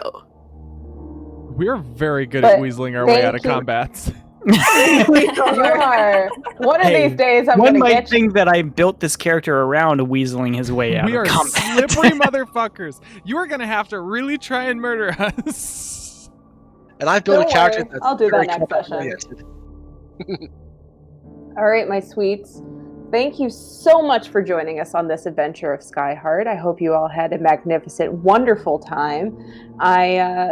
I'm so glad you all came along on our adventure. Do you guys want to have a really fun sign off and say goodbye? Heck yeah. Woo! And while we're saying goodbye, let me check and see, because I think the Some Gals were streaming before. I think it would be a good idea if I actually remembered to raid for once. Hey, raid Woo. someone! Raid! Yay! Yeah. Probably a good idea. Gosh. Oh, I hope there's no... Oh, they signed off early. God damn it. God damn it. Ah, dang Well, it. shit. I don't know anybody else to raid. I could send you guys to... Well, Lyron Strands is still going. Lyron's a pretty cool guy. Oh, he's playing Banjo-Kazooie. That's pretty fun. All right. So then we're going to go ahead and raid Lyron Strands. And I always spell their name wrong. They're playing Banjo-Kazooie. Super cool person. I'm very disappointed that the Some Gals ended super early tonight.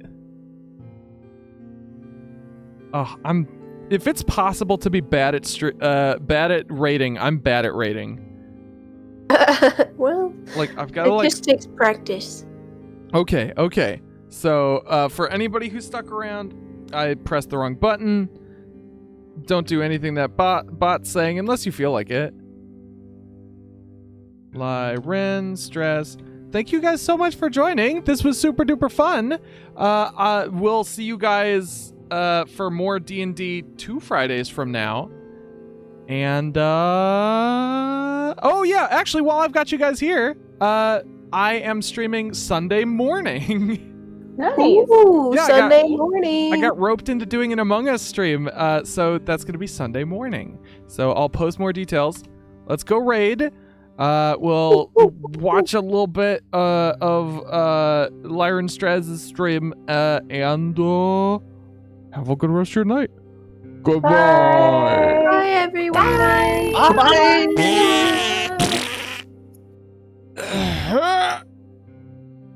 Raid's going through, and we're